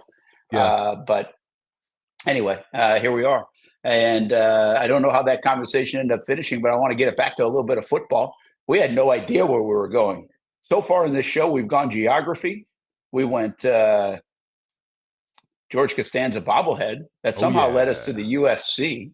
Yep. That somehow led us to tennis. Talking smack to fans or not fans, haters. What an hour. We did talk a little football with the running back situation, so we got that part off. Yep. Hey man, you know me. I think I've been a big fan of Maason Smith. I'm bought in on Maason Smith here in year 2. I saw some things last fall. I think at the end of the year, and he actually references that in this conversation. That I think, you know, if that's the guy that they end up getting, and he continues to develop, he could really help them out on that interior, not just this year, but for years to come. Let's take a listen to my conversation yesterday with Maason Smith after the Jags practice against the Dolphins. Oh, how was this? A little bit different than playing against your own guys. Definitely. You know, first day back in the past, truthfully. You know, it was ups and downs, but it was a good day. You know, I think we got to them, you know. I think we started fast and, you know, just continuing to grow as a defense, as an offense, you know, as a team, and just putting good stuff on tape and continuing to grow. How valuable is a day like today for you after the time that you've missed? It's really good, you know, just being able to get, you know, a feel for the game again, going against different people, you know, not necessarily going against the same people, even though I haven't been against them. I kind of know some of our offensive line's tendencies, you know, just from going against them, you know, time and time again. So just being able to go against somebody else and really get the feel of set or, you know, a run block or stuff like that, man, it was good, you know, just kind of get my feet back under me. You've got some runway before the start of the season. Do you feel like that's enough time to get where you need to and want to be? 100%. You know, me and Eric both, we kind of just talked about that after practice. You know, just we need to get to it, you know, these next 2 weeks or so. And like you said, kind of just getting your foot back under you. And, you know, really just working the bad stuff, the gunk, anything that was going on for the last month or so. You know, just get that stuff out of there and get primed up ready for week 1 against Carolina. As a young guy, is it good to be able to almost do this with Eric? He's going through the same thing, and he knows that body and that ramp up obviously better than you would. Sure. Definitely, man. You know, I cherish everything that Eric tells me, you know, just from being able to do it in a high level for, you know, going on 11 years now. You know, it's a lot of things that I can learn from him, you know, on the field and off the field. So, you know, I definitely take into consideration anything that he tells me, you know, and, you know, be a sponge and kind of absorb everything I can. How did you do with it mentally the last few weeks? How tough is that to not be participating yet be so close? Yeah, you know, I the type of person I am, I always want to be out there. You know, when it gets tough, I want to be out there. When it's easy, I want to be out there. So it was definitely tough, you know, but the coaching staff, Liam, you know, and the training staff, they all kind of told me, you know, just kind of take it with precaution and, you know, just continue to grow with it because, you know, things like this, as everybody knows, is, you know, a lingering injury. You know, it tends to stay around for a little bit longer than, you know, it has to. And, you know, they was just telling me, you know, take precaution and, you know, we'll be ready by week 1 and, you know, just kind of start ramping it back up. Lastly, we've heard you say it and we've heard the staff say you had a really nice off season. What does that mean and why? What does a really nice offseason look like and how did you accomplish it? I think really just, for the most part, just getting in the weight room, you know, and just staying on top of certain things that I needed to work on. You know, I worked my butt off. I went training at different places with different trainers. So I was just working my butt off the whole off season, you know, trying to put everything together. You know, having a good year at the end of the year last year, just trying to come back and, you know, continue that progression in the upward. So I feel like just working hard and, you know, kind of learning everything off the field, IDing plays or being able to, you know, kind of anticipate what the offense is giving you before the play started. I think that's what, you know, what they mean just being a student of the game. Well, that's Maason Smith right there. And I'm telling you, he is such a big dude. He's a big body that can move. He looks the part. And if some of that comes to fruition, the way he said it, the way they think it, I guess the way the last regime thought it, taking him in the second round where they did, it was a very kind of felt a little boom or bust, Austen, because he had some injury issues at LSU. The good news is this injury here was just a nagging one and not anything super serious that he couldn't come back from. And now he looks ready to go. He looks like he's in pretty good shape to me. And I think he's one of the key players of this whole thing, potentially him and Armstead, at least that position, to the key players of how this all goes down in 2025 for the Jacksonville Jaguars. Yeah, I mean, I've said it how many times on this show. This defense, especially this defensive line, and talking about two bookends, it's only going to be as good as their interior will allow them to be, and that interior meaning the three technique. Because I think, if you look at a defensive line, yes, a great nose tackle, or at least a giant nose tackle that can take on double teams, that can plug gaps, that can stop the run is important. But the thing about a three technique, which makes it so special, it's why Chris Jones gets paid what he gets paid. It's why Aaron Donald made as much money as he did it. It's why Clay Matthews, when he was like 40 years old, still had 10.5 sacks. It's why Dante Fowler, goes to LA and has over 10.5 sacks and he gets paid. It's because that three technique is such an important position. Because if you have a guy that can get after the quarterback, that can cause chaos from the middle, everything else becomes that much easier on the edge. So hopefully Maason Smith can be that guy, or a combination of Maason Smith and Eric Armstead can be that guy going forward. But they're going to need help there, because last year you saw it. That was one of the major deficiencies. It didn't really get addressed in the draft, didn't really get addressed in free agency. That leads me to believe they believe in Maason Smith, and hopefully now he's going to be healthy and ready to go for week 1 against Carolina. Yeah, and this actually goes very well into Daniel Griffiths wrote about it today on actionsportsjacks.com, and maybe Kim has the graphic to help support this conversation. I'm a little less into breaking down the graphic. This is a pressures and run stop type of thing, and the tandem, Trayvon and Josh, are both, if you combine those numbers, pretty good very good last year, based off some of the best in the league. But Austen, the bigger thing about those two guys and what you just said about the middle helping them is they seem to be, about every practice or every other practice, you will hear some report, whether it's from us or somebody else that's at a Jags practice, 44 and 41 are in the backfield all the time. And I know some of the fans, and maybe this is a negative thought or maybe it's just a reality thought, will be like, well, what's that mean for the offensive line? Well, let's just ask it from this position. What does it mean for 44 and 41? What does it mean for Josh Hines-Allen and Trayvon Walker?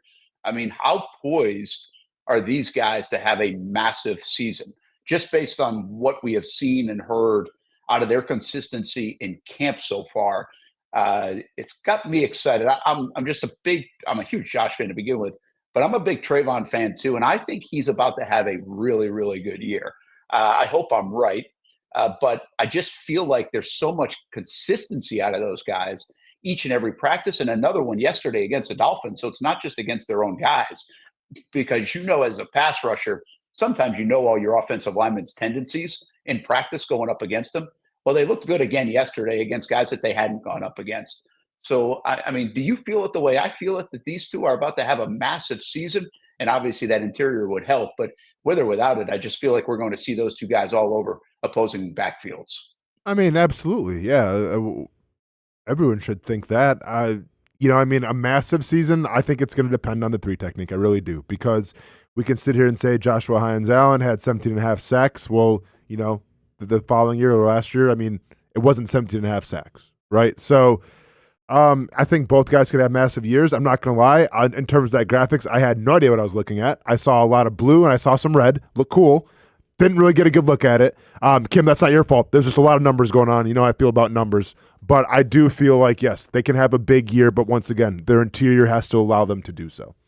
Yeah, that really wasn't that complicated if we had gone through the graph, but basically it's just run stuff and pressures, the numbers there. And I mean, you got from guys like Jared Verse to Trey Hendrickson at the top of that list. And then down there, I think around 10 and 11 are both Josh Hines-Allen and Trayvon Walker, which I think what Daniel was trying to do with this article is just show you once again the tandem of these two guys, how good they can be and how good they are. We know that. We think they're one of the best tandems in the league. Individually, Josh has proven he can be up there with some of the best in the league. Trayvon hasn't shown that from a sack total yet. 10.5 sacks is high, but the consistency the last couple of years gives you certainly a good praise. Kim, can you go back quick though? But okay, the run stops. Are we talking is this tackles in the backfield? Is this taking on a double team and stuffing the run? What? Because I'm just trying to figure out what quantifies the run stop. Is it just a tackle? I'm looking at Daniel Griffiths' article right now. Let's just see if we get a little more clarity on. ESPN Analytics had Walker ranked 9th among edge rushers with 30% run stop win percentage, his 22 run stops, ranked 10th along with Greg Rousseau and Rashawn Gary. He just pulled out. It looks like he's just pulling out the numbers. I don't see the true definition in here as I comb through it real quick. From a run stop, it's not a tackle for loss, Austen, right? I mean, it's just no, but I'm wondering, like, is it even a tackle though? Because like I feel like 15 for Josh Hines-Allen, like I feel like he was involved more, but once again, like I don't know, like I don't know what the data says, because like I can sit here and say like, if he sets the edge, right, and he puts his tight end, or if it's an offensive tackle, like in the backfield, and that helps, like, you know, move the backwards, and then someone cleans that up, like in a locker room, that can be considered more of a run stop, right? Because you did your job, you bounced the run, and all of a sudden, like, that's a plus on the grading scale. So I was wondering, like, are we rewarding, play outside of just making that tackle, or is this like strictly tackles from the running back? That's what I was wondering. It doesn't look like where they're rewarding too much outside the tackle, because Josh had, on that number, I think he has 15, and he had 26 total solo tackles, and 19 assisted tackles last year, which adds up to 45. So 15 out of those 45 coming in the run stop variety, maybe he got credit for. Look a little deeper into that run stuff number. But I think the bigger thing is this is a category, again, where these guys are amongst the tops in the league. And we obviously go by sacks, but pressures and run stop and other metrics, I think the coaches go by too, wreaking havoc for both Trayvon Walker and Josh Hines-Allen. So it'll be interesting to see where they can take it. We know it's more like, can Josh get back up above that 15 sack total? And now you're starting to play with something. I'm curious if Trayvon Walker can get to 15. Well, I really feel like he was going to get to 12 or 13 last year if this team was a 500 football team. And a lot of all this stuff not only depends on your talk about three technique, Maason Smith, Eric Armstead.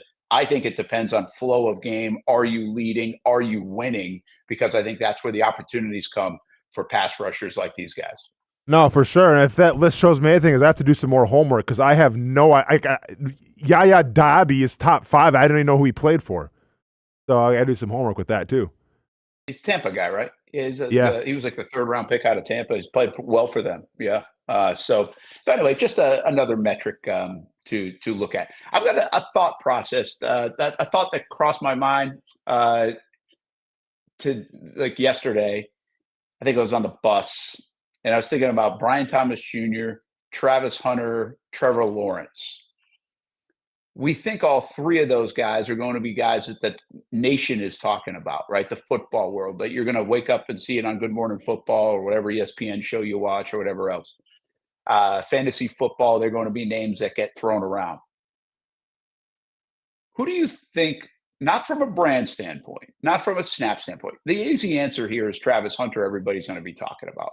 But by the end of the year, who do you think people are talking about the most out of those 3 guys? Because those are the 3 national guys. So Trevor, Travis, or Brian Thomas Jr. And I'm talking about based on performance here. So like you could talk about Travis Hunter each and every day.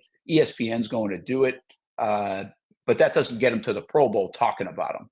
So which one of those guys are going to get national acclaim for the way they're playing?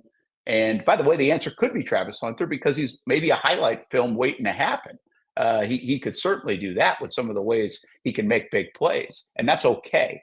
But is it Brian Thomas Jr.? Is it Trevor Lawrence that the NFL world is talking about their performance the most by the end of the year? So performance, like in terms of stats and everything, like the numbers that they're putting up? Yeah. Probably Brian Thomas Jr. then. Yeah, I mean, because he's probably, like, I expect him to have the best numbers out of who we just said, and I feel with Trevor, like, I don't, like, usually the way that it works is, like, for instance, Justin Jefferson was talked about a lot last year. Was Sam Darnold? Kinda, but he wasn't like the household name. But he wasn't up there with like Jane Daniels. Yeah, but look at Sam Darnold's numbers last year.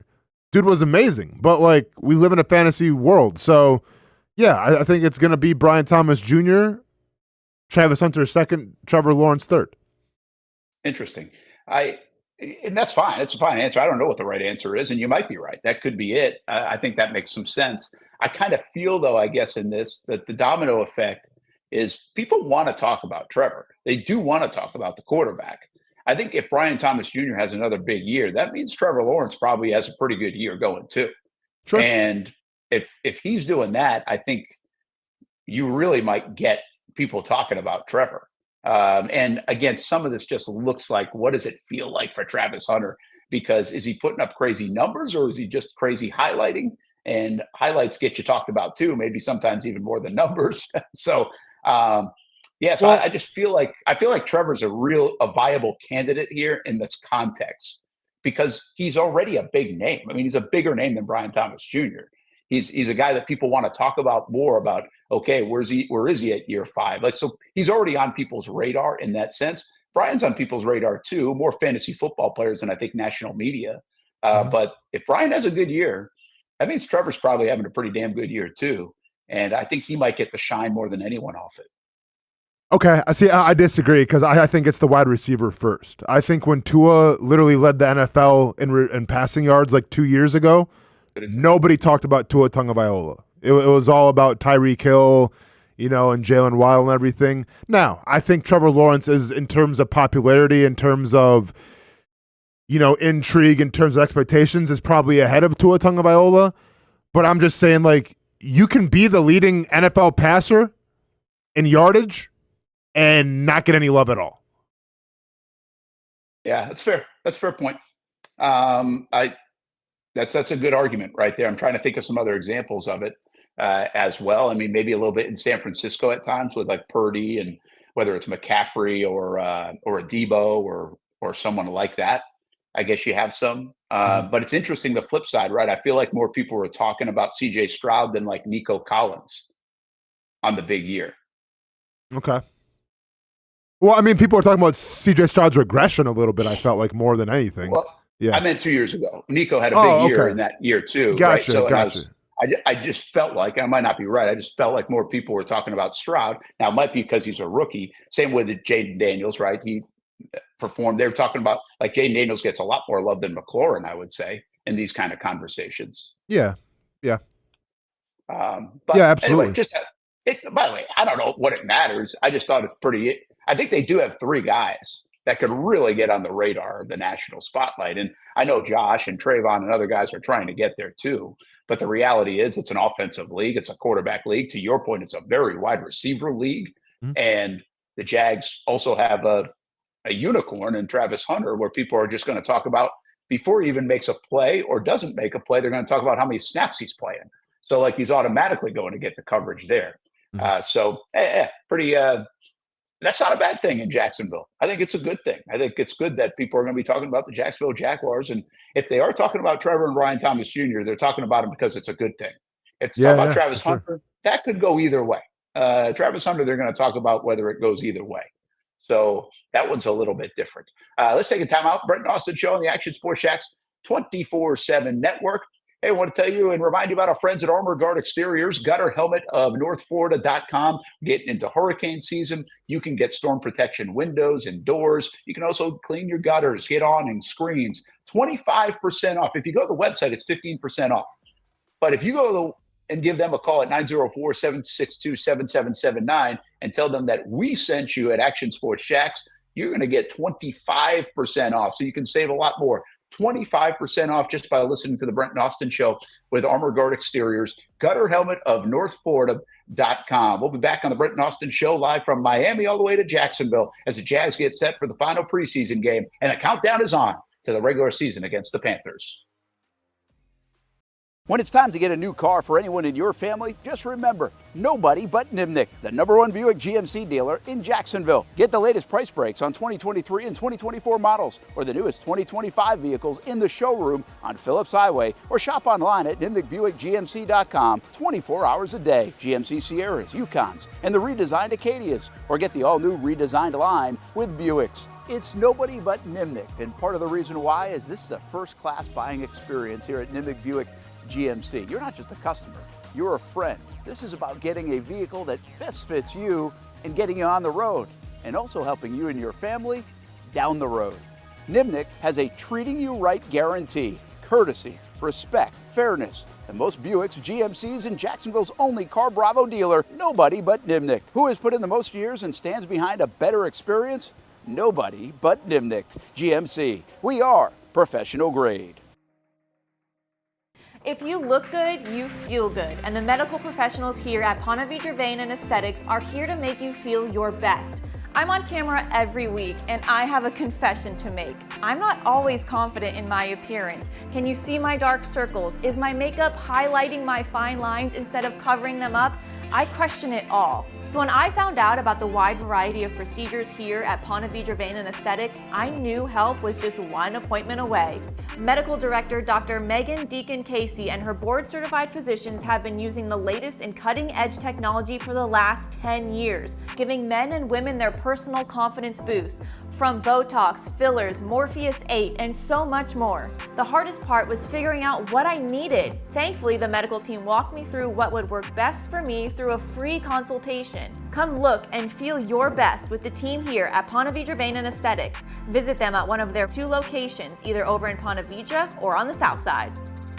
Baker's Sports. It's a hometown business filled with hometown people trying to make you feel right at home. Chris Conley, Jacksonville University. Walker Wright, class of 2018, West Nassau High School. Michael Young, Fletcher High School. Baker's Sports started in a grassroots way and now outfits much of the Southeast. Tony Mazzio, Sandwood High School, class of 2002. High school sports, travel sports, youth sports of all kinds. They are a one-stop shop carrying Nike, Adidas, Under Armour brands, and more. Vincent Caldes, Oak Leaf High School. Samuel Coffrin, Paxton School for Advanced Studies. Whether it's sports teams on the field or it's your team in the workplace, like our Action Sports Shacks team, and community events like the Dream 18 Golf Tournament, and many others. Cole Tilley, Hilliard High School. Reagan Webb, Eagles View Academy. Look good, feel good, play good with Baker Sports. Custom sports apparel since 1997. Shop with the hometown team at bakersport.com.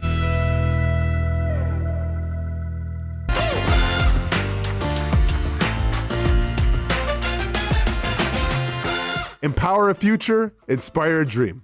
It's a bold but simple mission for the Jacksonville Police Athletic League known as Jax PAL. Help the next generation of kids in Jacksonville shape a brighter future. Their after-school programs, teenage leadership programs. There's community outreach. It's been just an awesome opportunity to be out here with my colleagues and do something good for the community. It's really been an interesting opportunity to just see everybody work together in a way that we don't normally in the office. And there's sports.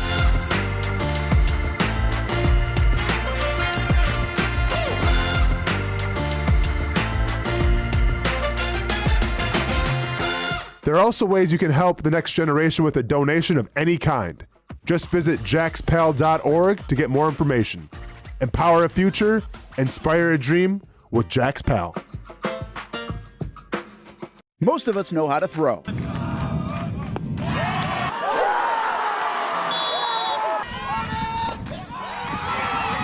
But you need to know what to throw. I'm not talking about footballs, baseballs, softballs. We're talking about those items you need to recycle. Republic Services explains it easy. Recycling simplified. 1. Know what to throw. When in doubt, throw it out. 2. Empty, clean, and dry those materials.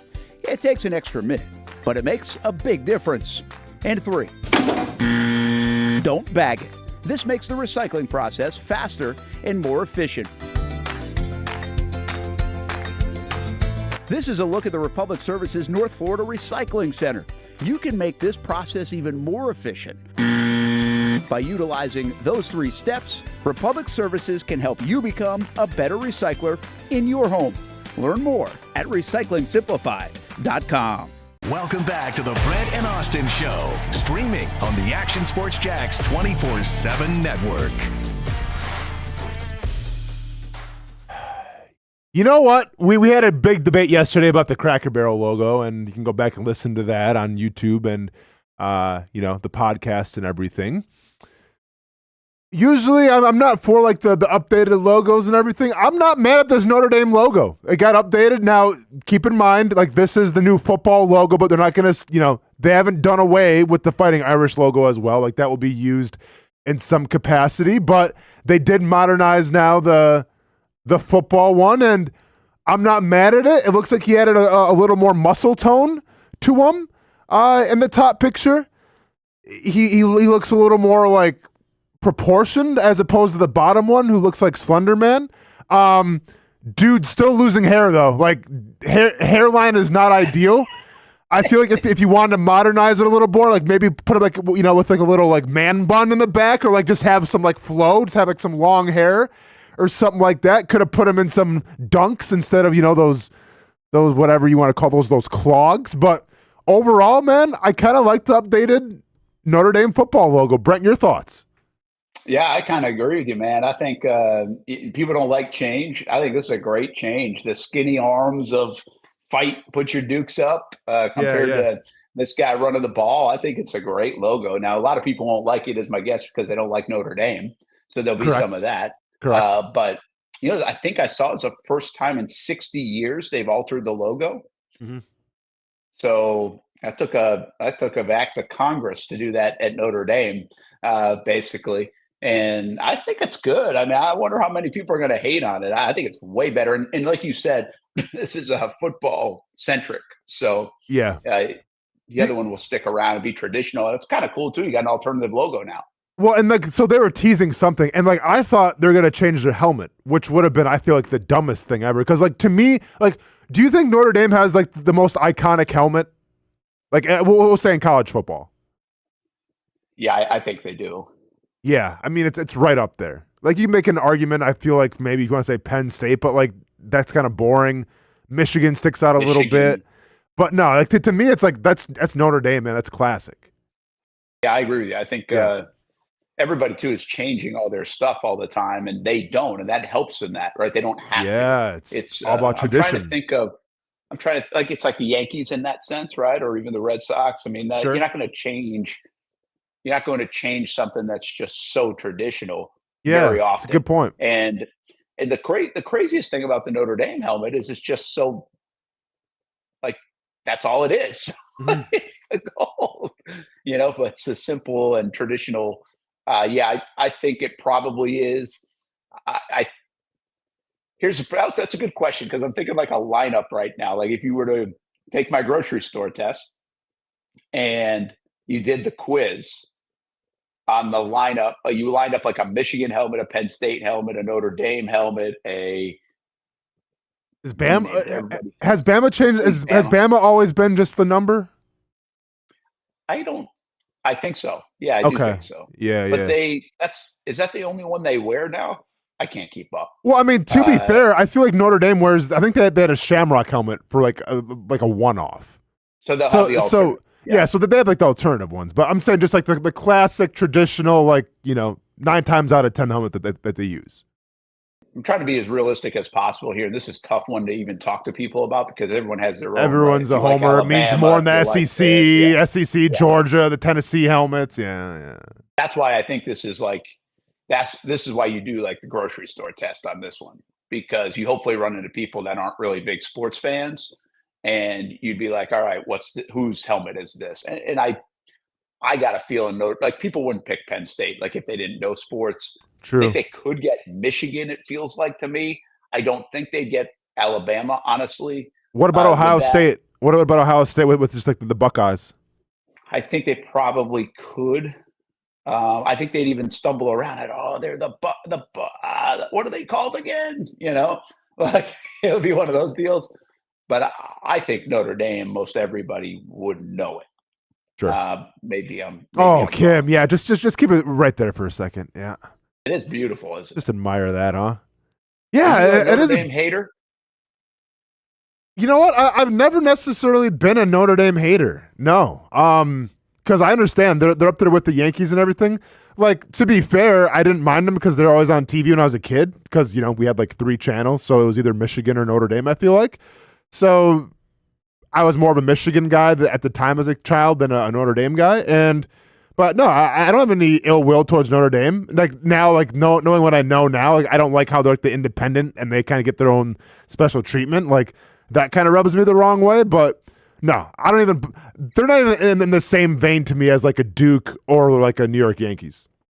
That's interesting. I think there are a lot of people like that, but it does feel like also a lot of people put them in the Duke Yankees category as well. Sure.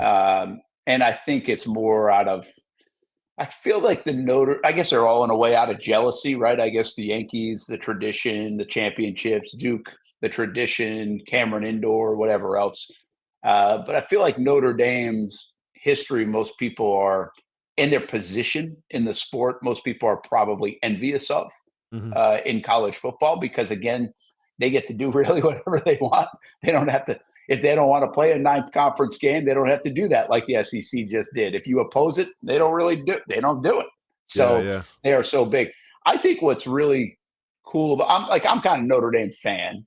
I'm not a heavy Notre Dame fan. I'm not waving the flag on my car. But growing up where I grew up in college football, I grew up in New England. Boston College was cool for a minute because of Doug Flutie.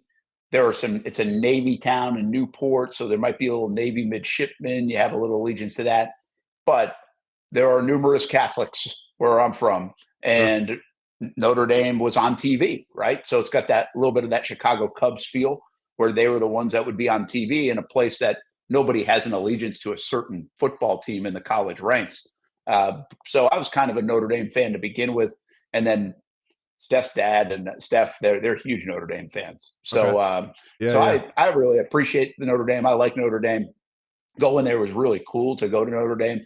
And what I really like them in the college football landscape is that they're relevant now. Because I say this all the time about college here. Like for me, I don't care about Florida, Florida State, Miami, Georgia. I would like them all to be relevant rather than be doormats. It's fun to listen to you guys go back and forth on your fandom. But at the same time, it's more fun if this is like the late 90s and you got Miami, FSU, and Florida all good. So I think college football is way better when Notre Dame is good and we're debating, hey, should they be in the college football playoff? Are they good enough to win the national championship? Like, I think it would be it's good for the sport that they've made a comeback under Brian Kelly, now under Marcus Freeman. I think the next step is can they get that national title? And if they got one, I actually think it would be good for the sport, even though a lot of people would hate it. No, I agree with you wholeheartedly. I think there's something to be said when teams, I think Notre Dame fits the mold for sure. College football just seems better when Texas is good, when Notre Dame is good, even when Miami's good, or at least, they're supposed to be good. Like, we're still waiting for them, I feel like, to cross that precipice and say, okay, they're, a college football playoff eligible team. Because I think a lot of the hate comes from when it was Miami taking on Notre Dame, and I wasn't really I might have been alive, but it was before my time. So to me, it was never the Catholics versus convicts, stuff like that, because you had the team with the swag, and then you had more of the uppity Notre Dame. So I never got to live through that or remember that. So I don't fault Notre Dame for that stuff.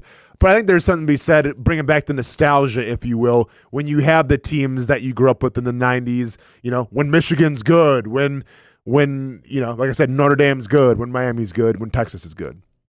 I think it's interesting you just said that, kind of like the uppity Notre Dame, right? I mean, there's a class for Notre Dame of people, and Duke has that too. What's interesting is I don't really think the Yankees have that, so it doesn't really take on that, at least in the professional landscape. You mean to tell me what? You can't have a beard? You got to shave your head? That's uppity, dude. That's so uppity. Well, okay, but I meant a certain class, like tax bracket. I mean, Duke and Notre Dame are in a tax bracket. I mean, they're like going to a country club. You know what I mean? I mean, you can go to a Yankees game and you're not going to a country club.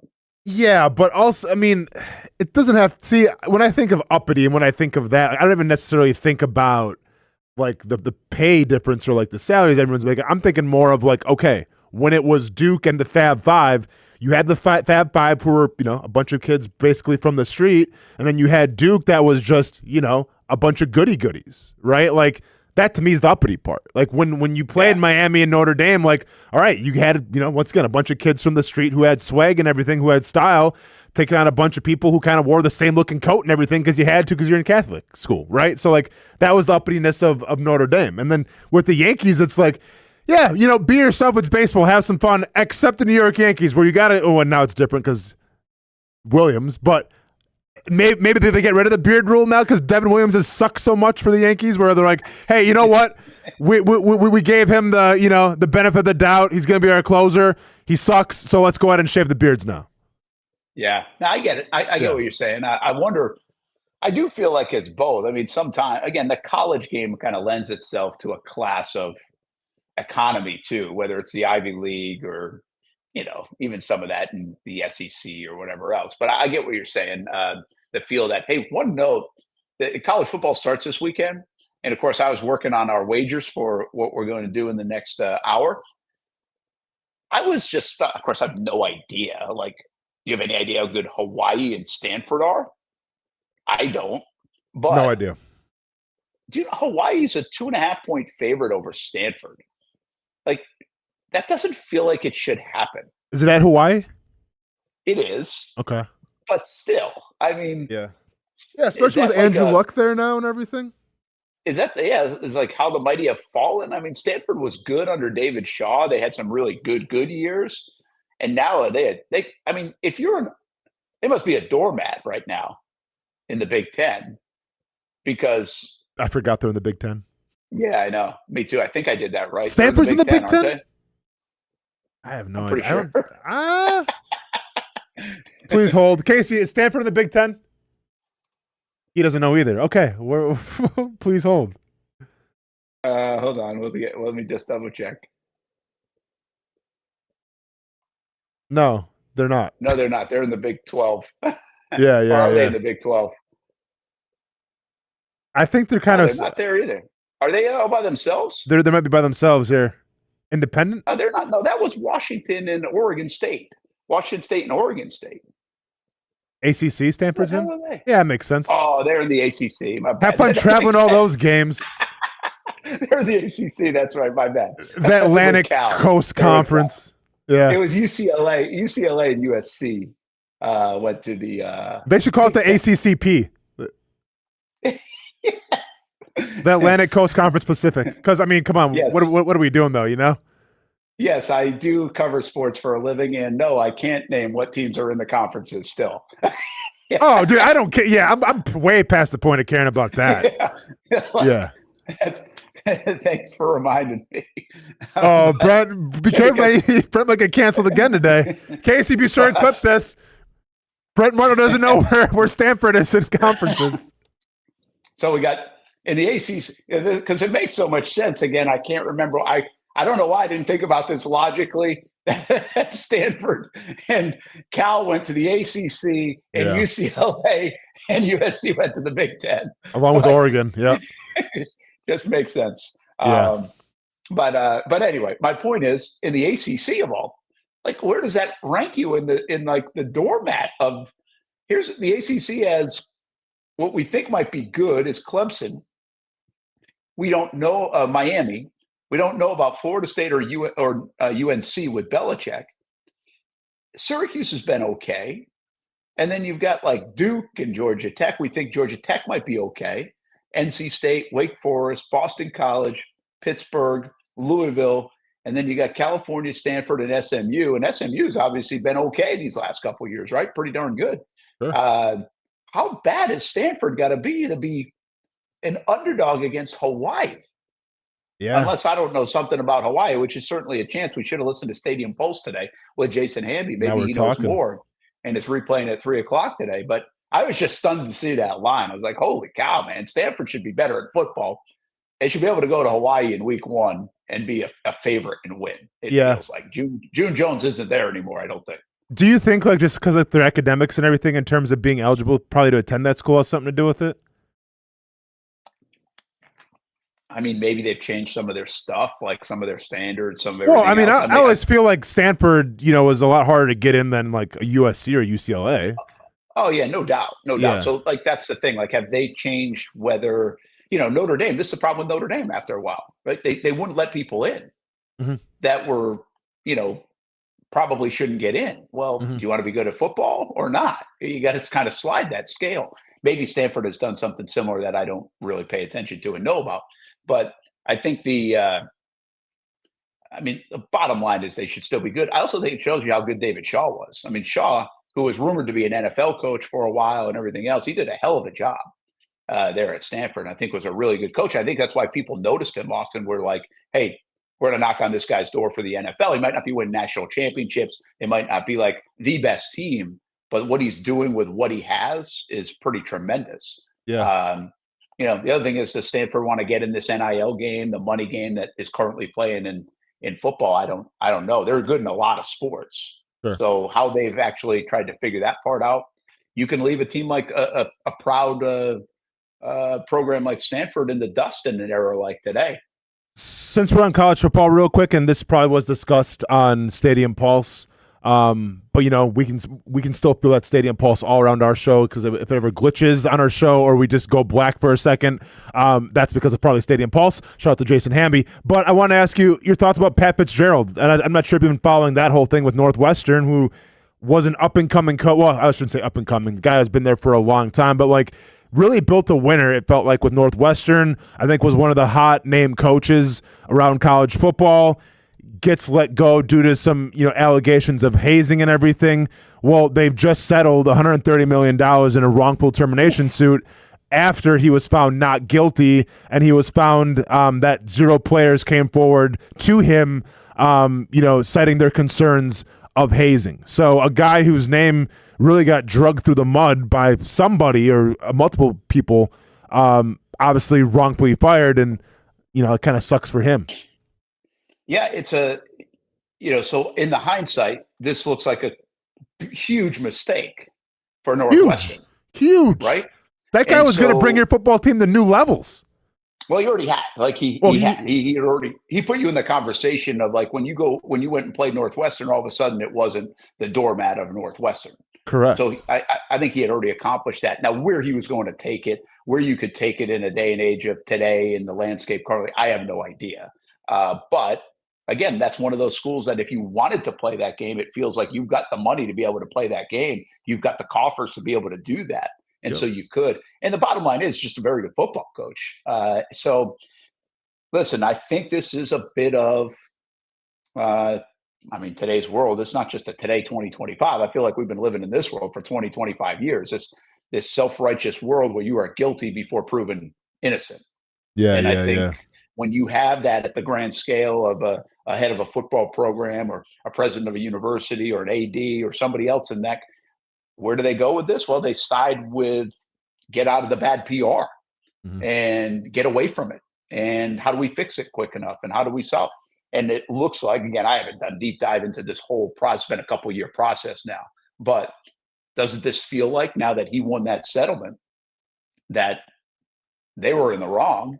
Well, of course, yeah. And lost themselves. They might have set their football program back, I don't know, some 20, 25 years by doing so. Yeah, and for those of you that don't follow Northwestern football, I don't blame you guys, but basically what the allegations was that there was some hazing incidents going on in this, in the locker room with the team, and the allegations were that players came forward to Pat Fitzgerald and he denied to act on any of these allegations, and basically try to, once again, this is the allegation of putting it underneath the rug.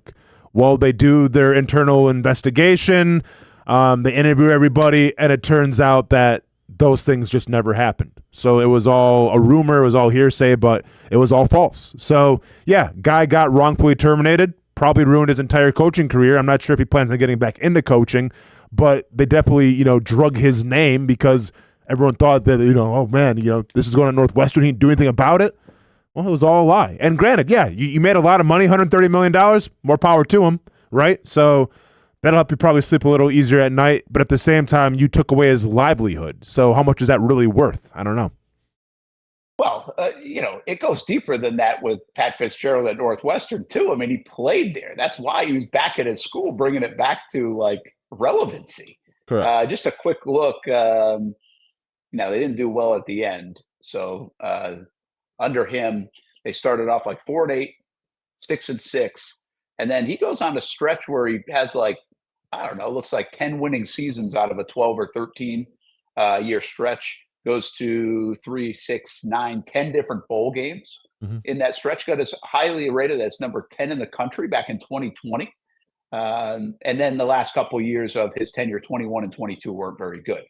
So the combination of whatever was going on top of not doing well. But you're right. I mean, this guy is Northwestern in many respects up until 2020, and look how it ends up turning out. So yeah, I think that's boy, what a win for him. And does he get back into coaching? You're right. I know you get dragged through the mud on it, but at the end of the day, if you get cleared, I think it really helps him better than having his name attached to it for a long time. No. A lot of times you don't get cleared on these things, I mean, a lot of times we're just guilty by association. You never get it to this point where you win a settlement and then can say, hey, look, they were wrong. Usually you just it's he said, she said, or, okay, we just associate this person with what happened, whether it was really true or not. This one at least got to a finish line where you can now say, hey, it wasn't Fitzgerald. Yeah, I mean, I guess we'll see if he decides to get back into coaching.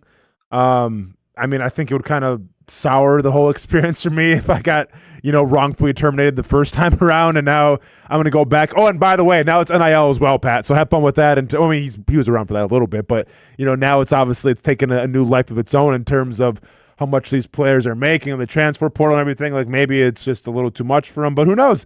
Maybe he can take his lawsuit and put that towards some NIL as well. Yes, how money would that be if he went back? Okay, this is just the craziness in me. I'm trying to think of a Big Ten team that needs a coach or that will need a coach. Michigan State.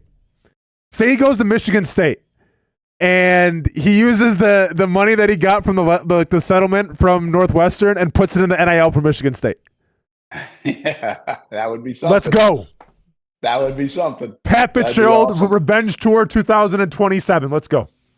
Yeah, William says Northwestern's new stadium might not have happened if it wasn't for Fitzgerald's tenure. Probably doesn't. I mean, again, that was a long run. And Killer Tofu, I feel like he's got a little tongue in cheek here. That's terrible. I feel so bad for him. Yeah, I know. Dude made his money for sure. But I mean, I think I don't know, man. Say what you want about college coaches. I think there's some that are obviously it's the ego and it's all about them. I think there's some that just love the game of football and want to give back to the game of football. And I always got the vibe from Pat Fitzgerald, that dude actually he loved what he did and he loved Northwestern and he loved doing what he did. But I think you're right. I think, to happen to the way it happened at that place of all places, I think is different than for a lot of folks if it happened. So it kind of bleeds purple. Hey, before we hit a break at the top of the hour, quick thought on, I got asked this question this morning, before I even woke up, I felt which was an odd one. Lotus from somebody out of town. Jackson Dart or Russell Wilson to start for the Giants? Russell Wilson. Even after what Dart did this preseason? I just looked up some numbers, 32 of 47, 372, 3 passing touchdowns, 52 rushing yards, and a touchdown. They also, I think, in the preseason scored 100 points. That's crazy. That's crazy. In the preseason scored 100 points. But you still think Russell Wilson's a guy? Does he keep the job all year? I mean, that's more of the question. Does Russell Wilson keep the job the entire year? I mean, if they're winning, sure. If they're not, it depends how good you think the New York Giants are going to be.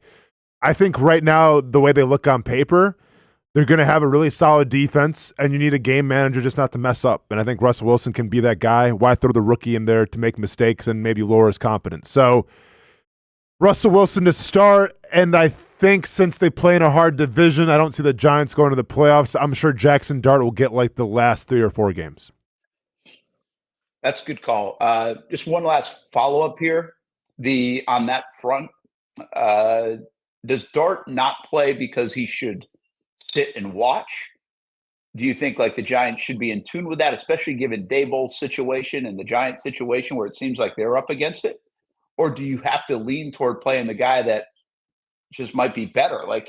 If you feel like Dart's better than Wilson after camp, do you have to go that way, or do you want to just play Wilson because he's capable and you think it's better for Dart to sit and watch and learn a little bit instead of take the early lumps?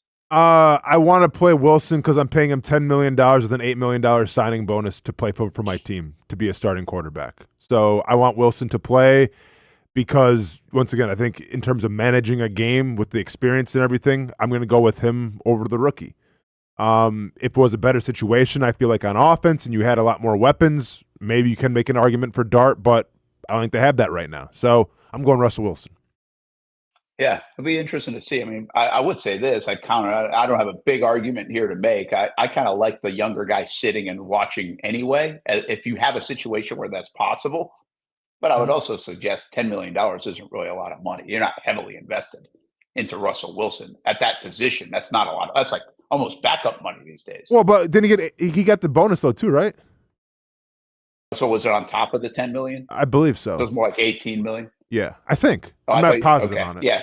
I don't, it doesn't matter. I don't. Hey, listen, it's the age-old question. Should you be playing a guy because you paid him, or should you be playing a guy who's better? I think they're going to ask those questions here in Jacksonville, right? Like, are you paying the best guys out there, regardless of where you drafted them, how much you paid them?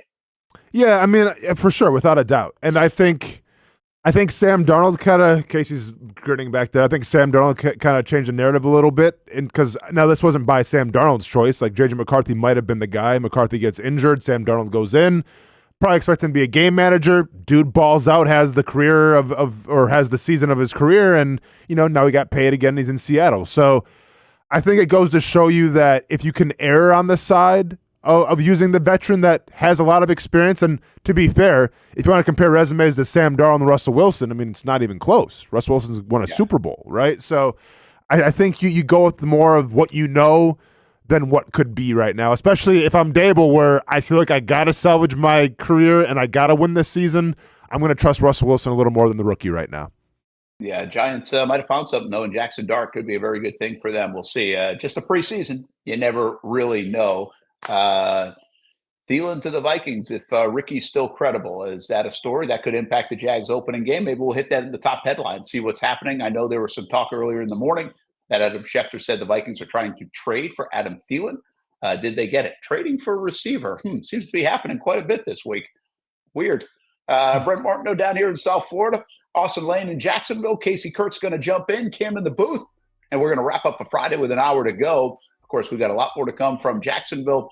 From down here with the Jags. Countdown to kickoff tomorrow at 6:30 on Fox 30. And then, of course, the game on Fox 30 as well at 7 o'clock. We'll have post-game reaction. And then that will be it for the preseason. We'll have it covered for you. We've got a bunch of sideline interviews lined up with the starters out tomorrow as well. So we'll take you there. And tonight we've got high school football. So make sure you check that out on the Action Sports Jacks 24/7 network starting at 7 o'clock. If you don't see a pit, it ain't legit. When you hear that, you think Bono's Pit Barbecue, a staple in Northeast Florida now for 75 years. A place that feels like home with friendly service, a meeting place for friends, family, or business occasions. On the menu, the corn nuggets are a favorite in our house, but there's something for everyone. Sandwiches, platters, salads, sides, desserts, and family feasts. You see Bono's all over the place in Northeast Florida. You know, there are almost 20 locations in the Jacksonville area now, so stop on by, sit down, and dine in with Bono's. You can also take it to go. There are drive-thrus in many of the locations, and they have delivery options too. Just download the Bono's app to make things easy. I signed up for the loyalty program, and you can too, to get special offers. If Jacksonville is home, few things feel more Jacksonville than Bono's Pit Barbecue. Celebrate 75 years and many more to come. Bono's Pit Barbecue. If you don't see a pit, it ain't legit. People helping people. It's at the core of what Alive Credit Union is all about, and it's been that way for over 70 years. From the start in 1954 to today, the mission remains to inspire financial wellness and give you a financially fit lifestyle. Alive Credit Union and its employees are committed to not only serving their valued members, but also our community here in Northeast Florida. I had a chance to see that commitment firsthand as Alive partnered with our Action Sports Jacks 24/7 team to bring you Armada men's and women's soccer broadcasts. Inside the 18, it is a shot, and it's a goal! Chloe Chivers. And that connection to the community continues with Alive Credit Union's support of the Police Athletic League of Jacksonville. Alive Credit Union's commitment to our community also involves serving the financial needs of all first responders through the recent merger partnership with City and Police Federal Credit Union. Join the community and become a member of Alive Credit Union today. Find out the many ways you can be inspired in financial wellness at alivecu.coop.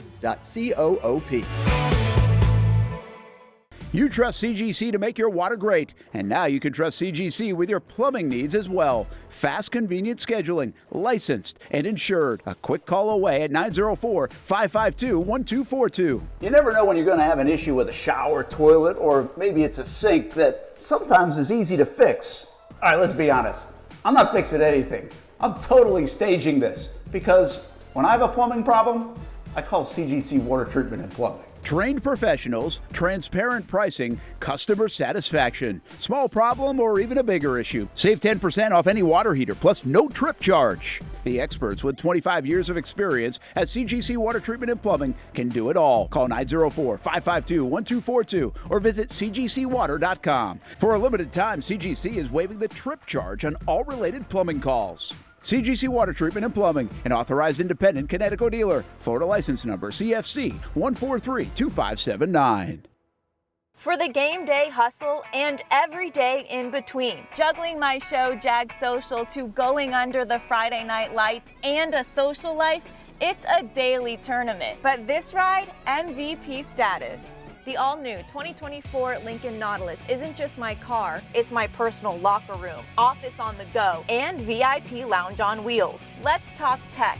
My profile remembers everything from customizing my dash display to setting the ambient lighting and my signature scent. And wireless charging, essential for live tweeting scores. Whether I'm packing for a beach day with friends or heading to the gym, there's space for every passion. After dominating all day, this becomes my recovery zone. The massage feature is like having a personal PT on call. Life's a non-stop game, but with this ride, I'm always on my A game. The 2024 Lincoln Nautilus. Drive your passion.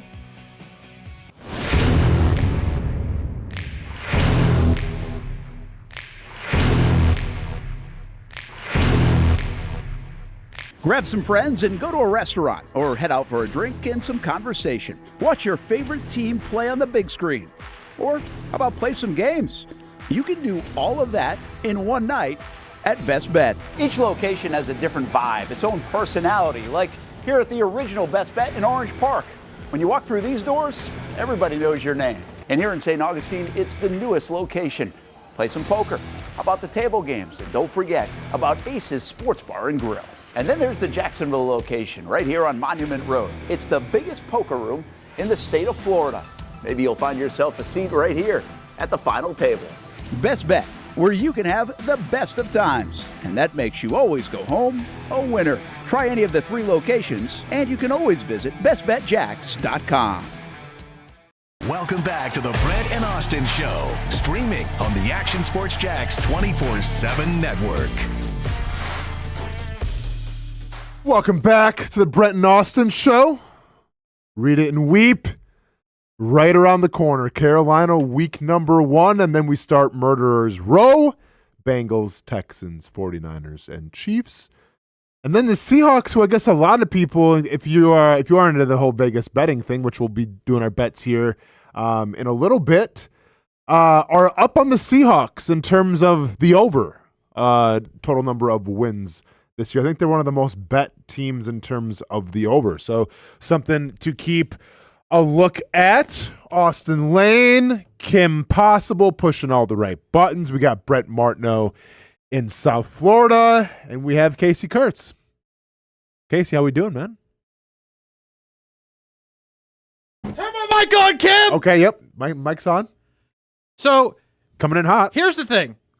I sent an email to all 3 of you. I sent Kim an email, I sent Austen an email, and I sent Brent an email this morning. I was texting y'all at 6 a.m. I was texting people, I was sending emails, and nobody got anything. You all had a job to do today. Kim failed. I didn't get an email from you. Brent failed. I'll fail. Did you spell my name wrong? Kim failed. Brent failed. I failed. And you failed. Okay. There's a new introduction when I come on the show. I actually have it did right not here. get an email from you. Yeah, I didn't get an email either, man. I'm looking at my email right now. Here, I didn't it's delete okay. anything. Just read this now. No, hey, man. Okay. That's my new introduction, and give it some life. Am I actually doing this? Yeah, give it some life. Do you want 100% effort, Austen, or do you want like 80%, 70%, 100%? Give it some life. Okay. Ladies and gentlemen, gracing the Action Sports Jacks 24/7 network with his presence. Damn right. Mr. By Wednesday, what? 100K? Mr.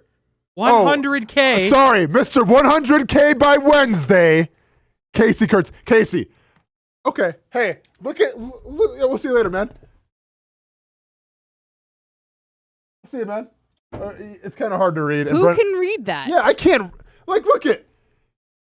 Like I'm supposed to know what order to put the words in when they're all scratched out and underneath each other. Give me a break. Check the email, by the way. I didn't get an email, by the way, Kasey, too. So what's setting that up? I think that was a setup there. Oh, is that a setup?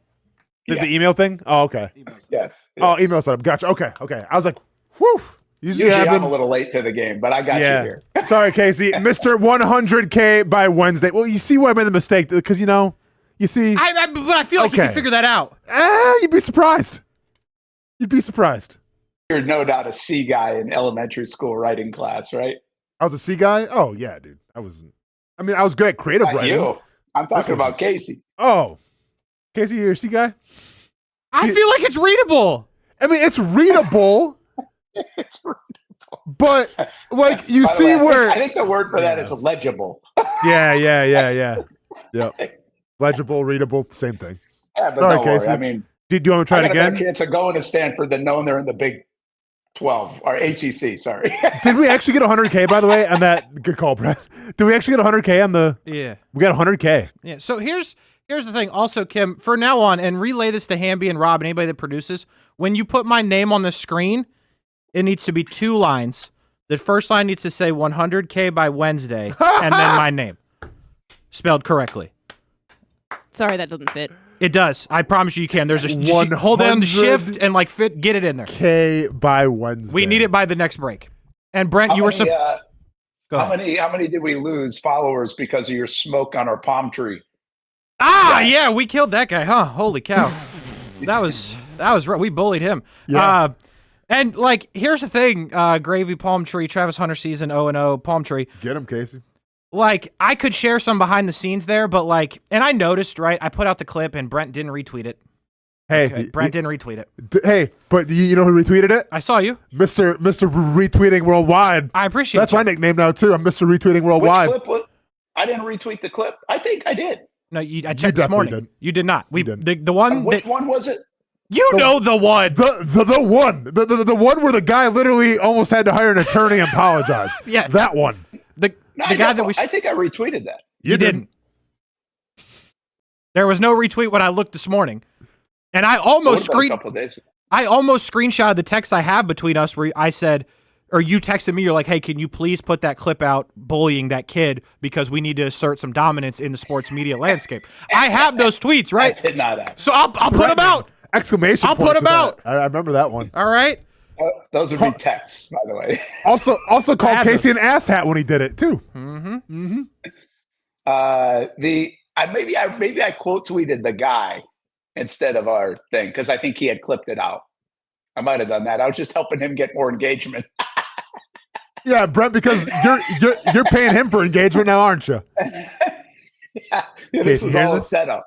This is all out of your scrap house kind of setup here. I got you. So anyway, Kasey, you've had a hell of a week. I mean, if you have a good week, you just sit in the weeds and enjoy it and let everybody talk about you. You don't need a whole damn introduction that gets screwed up because you're bad penmanship. I like it, man. I should have said the F word is what I should have done when Austen screwed it up. If you're in the chat, I've been threatening to say curse words on the show because technically we're not on the air, so I feel like I could get away with it. And I've been telling Brent that I'm going to start saying just crazy curse words. And he's like, here's the thing. I know Brent, he's a little concerned that I'm going to do it. Well, Brent swore more than anybody on the show. Yeah, but not what I'm going to say. I know. Yeah. Take it to a whole new level. So I almost swore yesterday over the Cracker Barrel logo, but we're all good now. So he's a little concerned, right? And I said to Amanda before I left, I'm like, if Austen screws up this read, I'm gonna say it. Oh, say it then, dude. By all means. I was like, I'm gonna say it. She's like, you shouldn't, because we need that salary. You know what I mean? Yeah, you can't do that. And I was like, I'm gonna say it. I promise you, I'm gonna say it. So you're the true hero of the Kuhrts house once again is Amanda. I feel like you got to pick that out. Fix your K's though, man. Your K's are horrible. You know, it's funny. These are some of the worst K's I've ever seen. That's exactly what Amanda said. She said, "How is he going to know that's a K?" Yeah, thank you, Amanda. I mean, Kasey, like, well, I said there's no rhyme or reason. Like, you have one K that looks like a K, another K is like off in no man's land where you connect them. Like, they're like V's with like little like with a line. That's what a K is. A V with a line. Brent, I'm writing on your notes. I don't care. Look at the bottom of your screen. That's a K. You have two K's that's in your a K. name. Yeah, but here's the thing. I write my name. The last line is my name, and I have two K's in my name, so you can clearly see how I'm making my K. You got a V with like a little nub in it, and that's what it's just weird looking, man. I don't like it. Now you're tripping me for out. a guy who values a beautiful autograph. You'd think you'd write a little bit better. This is Brent. I mean, this K here is. I'm just saying. I've seen better ones. We'll leave it at that. Hey, time real quick, if I can get this in for your Republic Services, recyclingsimplified.com. Recycled headlines of the day. Jags with a quiet day here in South Florida before their preseason game on Saturday night against the Dolphins on Fox 30, of course, and they won't be playing their starters. Also, I don't know, receiver trade conversation might not have been a bad topic this week. Seems like a lot of teams are trading for receivers, and maybe even Carolina might lose Thielen. That could impact the Jags first week of the season if rumors are true. But the report is, at least from Schefter, I think I saw, that Vikings are interested in possibly obtaining him. Well, and obviously I think that the biggest person that's listening to this news with Adam Thielen is Travis Hunter, because he's not going to get burnt by a go route now, because apparently Adam Thielen, Kasey Kuhrts, is the best go route runner in the history of football. That's right. Hey, Travis Hunter's going, woo! Don't got to get burnt by a 45-year-old Adam Thielen on the go route. Feeling good about ourselves right now. Yeah, we'll see. I mean, I think Adam Thielen, he's the dependable slot guy. Had a great season to close the year out last year. I should know. I had him in fantasy football and won me a championship. Nice. But, now with the emergence of Ted McMillan and everything, you have to wonder how much will Adam Thielen be used. So, yeah, we'll see if there's some, legs behind the rumors and everything, but it does help the Jaguars out, because I feel like slot receivers have been an Achilles heel for this team the past, decade, it seems like. And meanwhile, Kasey Kuhrts right now is writing K's. We're setting something up. Don't worry about it. Like writing K's like he's Jack Nicholson in The Shining, just losing his damn mind. No, I'm going to prove a point. Dude's just like to himself right now. What's up, man? No, give me a second. Me and Kim are working on something here, but continue on with your sports, and I'm going to prove that I know how to write. Okay. Yes. I've got to get going here in a couple minutes. Should I tell you what I have on my $20 wagers of the weekend?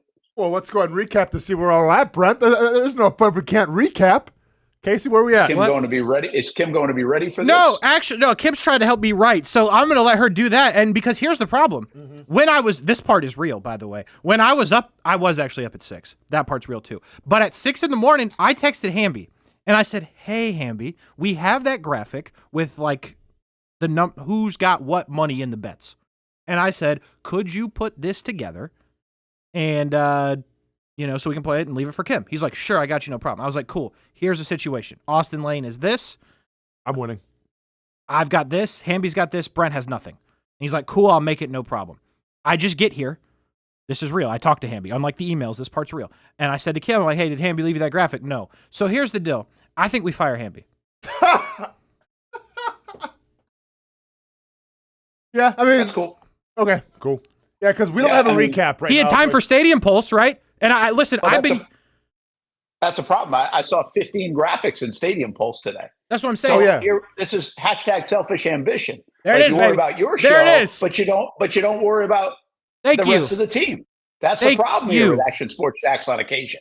Good point. Thank you. I've been looking for somebody else to get yelled at for selfish ambition like I did multiple times on ESPN 690. So, finally, someone's taking some accountability around here. Thank you, Brent. But the point is, no, Brent, we don't have the graphic. So we don't have the recap of what our bets were. But I can tell you do you have them? Okay. I texted with Hamby. So appreciate you. We are going to do a handwriting lesson before we get out of here this segment. So Brent, you haven't hit a single one yet. You got $0. You're in last place. Donating blood. Second to last would be, again, Jason Hamby. He's up $12.12. Do we know what he hit on, or does it matter? Okay, whatever. It doesn't matter. I mean, it does. I'm sure it does, but, you know. It'd be cool to recap it, but I get it. Who you telling? Yeah. I'm up 25.08. Okay. So, you know, significantly. Austen Lane. Last week, and I know what you hit on because I did this morning. Oh, I know what I hit on, too. All three spreads in the NFL games. Yep. Falcons. Wow. Falcons lost by 3. Falcons lost lost by by 3.5. Yeah, and it was a close game. It was a nail biter. This guy's a sharp. Mm-hmm. And then your Liverpool situation. Soccer worked out. fever. Yep. So, anyway, that's and by the way, situation. Liverpool was tied in the 89th minute. Yep. And then they put 2 on the board. That's crazy. In like extra time to win me that one. Yes. I almost wanted to follow your lead and do soccer this week just because. I was like, hey, you had luck in it. Maybe I'll do it. I feel like you did. I think you have a soccer pick, Brent. Tell us what you got. Added it. Tell us what you got here, Brent. Yeah, because I got to get out of here. But wait, you never said how much he won. How much is he up? I just said 86 something. $86, Brent. Okay. Yep. $86, 25 and 12 and 0. Yeah, you're Remember, 0. This goes. Well, we got like a month. This goes on. Well, we got 2 more. Well, this one and the next week. I mean, we're halfway through the month. So this one's a shorter month. Yeah, it's like 3 weeks. Yeah. Or did we all lose? We all lost the first. Yeah, we all lost first. Well, if you want to go back to test run. Well, that was also a test run. We set it up as. No. What are your picks, dog? Brent, the test run was one that I hit with the home run hitters that didn't count. Yeah, you're right. Gosh, it's like one big day. Yeah, you're good, man. World. You're good. All right, here's what I got. Real quick, I'll go through them once I find it. And I sent it to Casey. Okay, bro. You got a 5. You got a 5-bet parlay. Same game parlay. Okay. All right. Yeah, $10 on Scotty Scheffler to win the Tour Championship plus 110. I needed something safe here just to get on the board, so I got that. Then I did Kansas State by 3, Hawaii by 2.5 over the ACC Stanford, and then also Chelsea. There's my soccer one, minus 140 to win. That's $5 to win 30 on the 3-team parlay. Nice. And then this one gets a little more wild. 4-bet parlay. I want to watch the Yankees Red Sox tonight, but I might not want to watch. Yankees minus 1.5. Under 0.5 for Rafaela to get a hit. Under 6.5 for Max Fried on strikeouts because the Sox put the ball in play. And then the Phillies to win by 1.5 as well over the Nationals. That'd be $5 to net me $85. Yeah, it's pretty good. All right, so you're leaving, Brent? I got to get out of here. Hey, real quick, Kim. Don't let him swear. Kim, the paper. Put the paper on the screen. Okay, here we go. It's like not that difficult. That's a K. Oh shoot. Yeah, it's something. Though, that's not a K. You're telling me that's not a K? I mean, that's that looks like a praying mantis. Yeah, and to be fair, what are you talking about? To be fair, that the bottom line is a lot longer than it was on this one. Like, no, give me the sticky note. Yeah, check it out.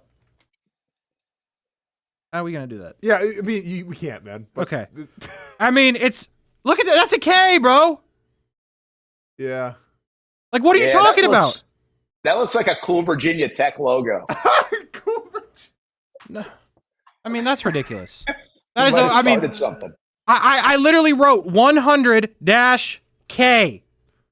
And yeah, but what was right before that though, Casey? That's 100K. You can see that, right? Yeah, but you crossed it out and then put it back in again. I just realized we're on that camera now. Yeah, we're all good. Okay. Man. We're all good. All right, Brent. Right. I got to get out of here. See you, boys. Sounds good. Have a good day. Don't swear, Casey. We'll take it from here. Don't count on it. We'll keep the car on the road. I'm pretty upset as it is, so All right. You want to get Hamby's picks next? No, I'm mad at Hamby. I know we're mad at Hamby, but we have to carry on. We do what we got to do. On the Hard Rock betting app. So Hamby's going. Also, by the way, in case you didn't notice, Brent didn't switch to black like we asked him to in terms of the screen. Oh, yeah, he's still rocking. Rocking the white, but it's all good. Yeah. Yep. All right, Hamby's going same game parlay max for his first one, 5 to win him 21-27. He loves this. He's going odd even total points in Kansas State, Iowa State. He's going odd. This guy's a sicko. 1-3-5-7-9. Because there's no skill there. You're coin flipping. He does it every time. He's never hit one yet. Yeah. But he loves it. And he's also going Kansas State. He's going Kansas State minus 3.5. What's the Kansas State love? I mean, I just think based off what you known about Kansas State, like they're always a dependable team. I feel like we know Iowa State's pretty dependable too. Yeah, and I feel you, man. All right. I mean, especially the first thing of college football. Yeah. Like there's no way of telling. There's no way of telling. Florida State was ranked what last year to the preseason polls? It was like 9. Yeah, cool. How'd that work out for everybody? Yeah, not good. They lost to Georgia Tech. He's also got Kansas to beat Fresno State on here. That's 5 to win, 21-27. He's got 5 to win, 71-04 here. He's going Braves minus 1.5 tonight. And Michael Harris to have at least an RBI. Okay. He then pairs that with the Brewers to win. Okay. I see Hamby. Now, did he pair it with Sal Frelick not having a hit again? Because that was sicko behavior. Okay, good. Nah, he didn't do that. He's got Mariners to win over the Athletics. That's 5 to win, 71. Okay. And then how many does he have? 4? Come on. Get it together. All right. He's got another just football debacle here. 5 to win, 48-46. Kansas State to win. Dude, the fact that all of you I don't remember if you have Kansas State. But I don't have any college football because I don't know. So he has Kansas State. Brent has Kansas State. Everybody, it seems like, has Kansas State. I'm putting everything I got on Iowa State. Sure. Be a contrarian. So if you don't see me on Monday, I lost everything. Kansas State to win straight up. Kansas to win straight up. He's then going Rams plus 8.5 against the Browns in preseason action. Okay. He's got the Dolphins to beat the Jags. Wow. Well, obviously because the Dolphins might be playing their ones a little bit and the Jaguars won't be. So that's maybe what his line. I think the headline here is Jason Hamby gives up on Jacksonville Jaguars. Yeah, I was going to say because the dude's been rolling high with the Jaguars all preseason. Now he's going to turn his back on them? Yeah. Ooh. And then he's going to add the Braves in there as well. So that's 5 to win, 48-46. And here's the deal. He then has 5 to win, 25-49. Okay. So the pull up the UFC card because I've got 4 names here that I do not know. And I've only got first initials. Okay. Who's the main event of UFC?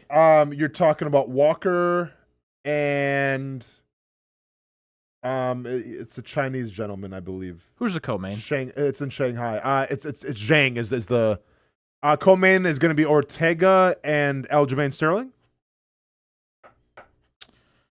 Okay.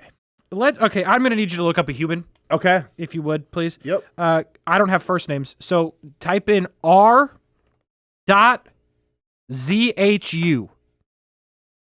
Send. So this guy's we have a Google Scholar. We have a Department of Statistics professor at Illinois. We have... Try to add athlete to the back of that. Kim, anything? On R.ZHU? R.ZHU athlete. Wait, Reggie Zoo men's golf, maybe? Men's golf. It looks like it's a fight of some sort. Okay, yeah. R.ZHU. So it's Rong Zhu. He's a Chinese martial artist who competes at the lightweight division of the UFC. So this is UFC, but the prelims. I guess, man. Okay, because he's got R.ZHU. Good try, Kim. Yeah, because he is fighting August 23rd. Yes, and he's fighting Hubbard. Sure. Yeah. Okay, cool. Yep. We got Zhu over Hubbard. Okay. We got Kavanaugh over Johnson. Okay. We got you. They're in Shanghai, so it's probably going to be a lot of... We got you over somebody. Yeah. And then we got Pereira. Oh, okay. Over somebody. Michel Pereira. Yes. I think he's fighting a Chinese dude as well. But yeah, I've trained with Michel Pereira. He's the guy that throws like crazy, like he does backflips in the middle of fights and stuff. He's wild. Sweet. Yeah. All right. Okay. So how much is that going to net now? He picked all heavy favorites, and that one would win him 25. So he's got a 25er, a 71er, a 21er, yeah, and a 48er. Damn. So he picked all favorites in that UFC thing. Yeah. That's not going to work. Yeah. Here's the thing. Usually fighting. I think we ban him because I told him Yeah. no more. In the most elegant way. We've got canceled a bunch this week, so I'm just going to go for that. Hit it. I said, if you're going to do a bunch of dudes that are clearly not from this country, I heard it. I need you to put a sport. Just put it in text. These people do this. And I think he acknowledged it, saying he was going to do that next time. And he did not do that. Mm-mm. And he did not leave the graphic. Didn't leave the graphic either. People are just listening to us talk. Huh? I heard Stadium Pulse. It was on. Yeah? Oh, yeah. It was on. Yeah, for sure. I know Hamby's father, known watcher to the show, right? Yes. Can you please get through to your son? Because I'm trying. And I know you don't know who the hell I am, but, please. I'm trying to make it all better for everybody. That's all I'm asking. Oh, man. I can't wait for the Kuhrts Hamby showdown, man. That's all I'm asking. Okay. Yeah, Mr. Hugo, that's the word I'm trying to say for sure. And do y'all ever bet on ball strike? I have done that before. Have you ever done that live at a baseball game? You're a sicko, man. No, I haven't. It's legit. You are a sicko. I've done that, and I went to a Magic Bulls game in Chicago. Okay. Probably 2 years ago now at this point. And it's kind of goofy because it's basketball. So is baseball, don't get me wrong. Sure. But it was not the next play, but almost like the next. I forget the deal. But it would be if there was a stoppage. So timeout, dead ball. Yeah. What's the next play? Next thing. Gotcha. Missed shot, whatever. Yeah. Oh, my goodness, that was epic. Well, dude, I mean, I've showed this before on the show. I think you were here. People were making thousands and thousands off of Angel Reese's first shot, whether it's going to be a make or a miss. Yeah, I bet. And they were live streaming it all the time, and obviously it's probably more bricks than it was makes. Sure. So they netted because we were talking they put $20,000 on it. Yeah. That's rough. Yeah. That's crazy. That's crazy work, man. The other one that we did on that same trip, because at this time when we were on this trip in Chicago, sports betting was legal in Chicago, but not here yet. Okay. We didn't have Hard Rock, so thank you, Hard Rock, for showing up. There you go. We were watching who knows play college football at 1 a.m. Two schools that nobody's ever heard of. Yeah, of course. And it was Mac after dark, basically. Basically. Yeah. And you could do next play, how the next drive ends. Gotcha. So punt, field goal, touchdown. Yeah. And we're so dumb though. We're watching on TV, so we're so behind. So we have nothing. We're just gotta bet the gimmick. Yeah, it's not like you're at the game. What a moment. Oh man. Those are the days. Yep. All right, what you got? Okay. So Kasey, we know how it went last week. It did pretty good. Yep. Right? And we don't have the video to prove it, but I think you remember what you said to me last week because I accidentally put $25 down instead of $20. Right? And it was under your advice that I cancel the $5 bet that I had in soccer for Liverpool. And what did I say? Can't do it. Call. You're right. Can't do it. I have soccer fever. Well, Kasey, that was genius. I'm here to report that fever has now taken over my. Oh yeah, it's worse than ever. I have a temperature of 102. Antibiotics aren't doing their job. I got to go back in with soccer fever. Okay. So I'm going. This is your team, by the way, too. I believe. There. So I am taking Chelsea as the winner. The Blues. I am taking Chelsea at over 1.5 goals. Okay. I am taking Chester Palmer anytime goal scorer.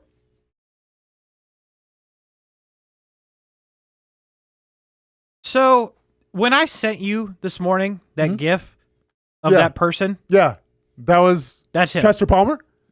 That is Cole Palmer. Cody Palmer. Cole Palmer. COLE. Gotcha. Well, it just says C Palmer, so I figured it was Chester. So when I sent you that, you're like, oh, that's fun. So here's the thing. You thought I was saying you're not good at betting because he was because he's cold. No. So here's the thing. I knew that was who that was. Okay.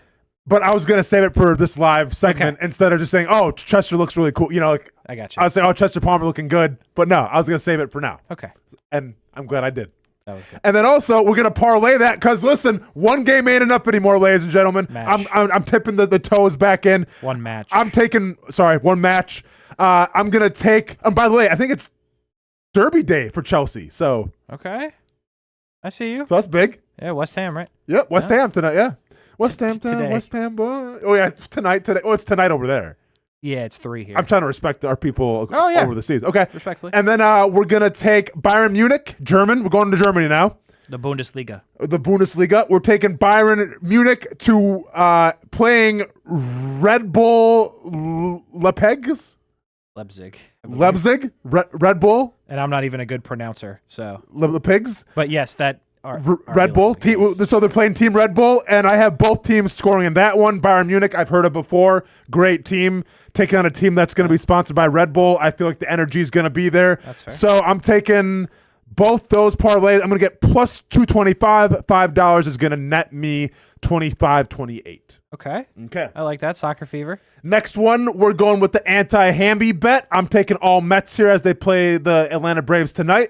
So go ahead and give me Nolan McClellan to record 6+ strikeouts against those those tryhards from Atlanta. And then go ahead and parlay that with a Juan Soto home run. He does good, I guess, in that field. So I've read $5 is going to net me 50 at plus 900. Okay.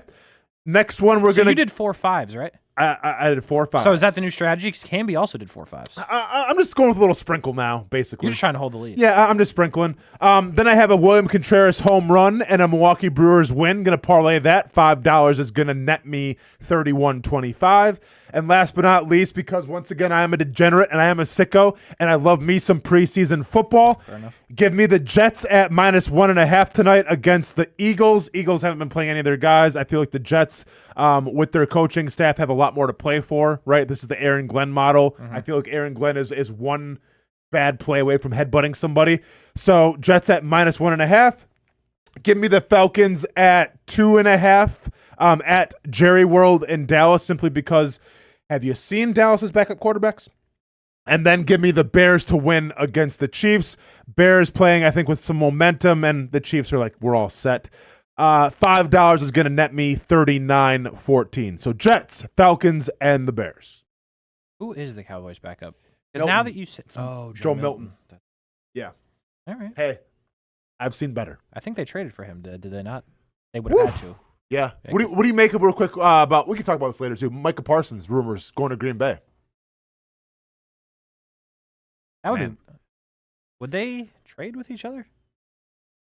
If the price is right.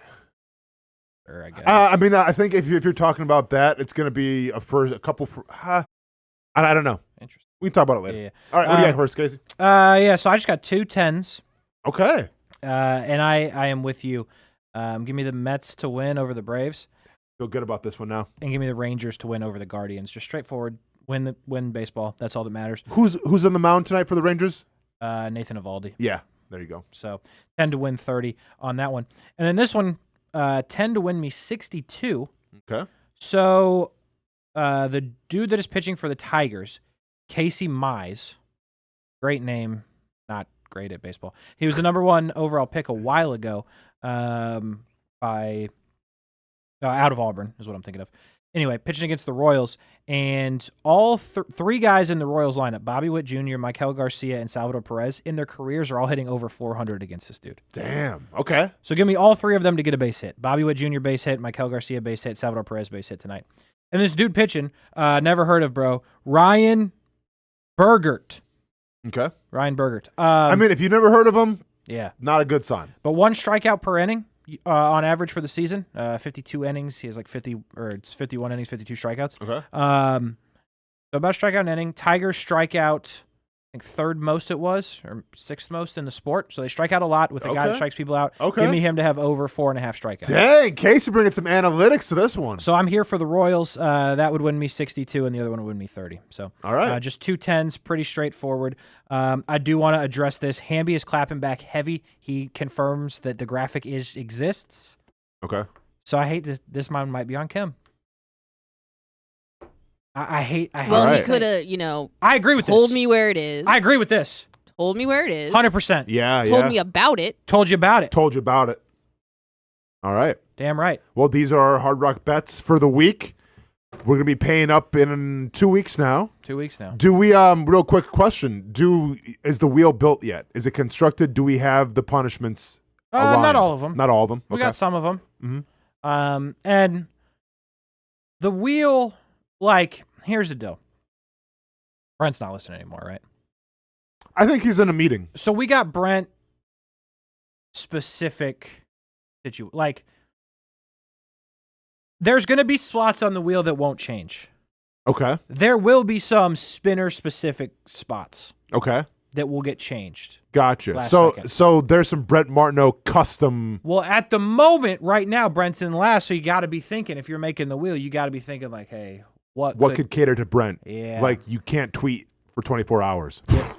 give Kasey $50. You know, something like that. That kind of thing. Yeah. Both really impossible for him to do. Mm-hmm. So, you know, leak your DM, stuff like that. So, you know, I that'll be good. So we'll have to see. But again, like there'll be some, you know, Hamby specific stuff. If he were to lose, it would be a heck of a fall from grace if you lose. But yeah, hey, crazier things have happened. Crazier things have happened, and you know, I'll put some stuff on there for myself. So, and also, I brought this idea to the table before we go to break here.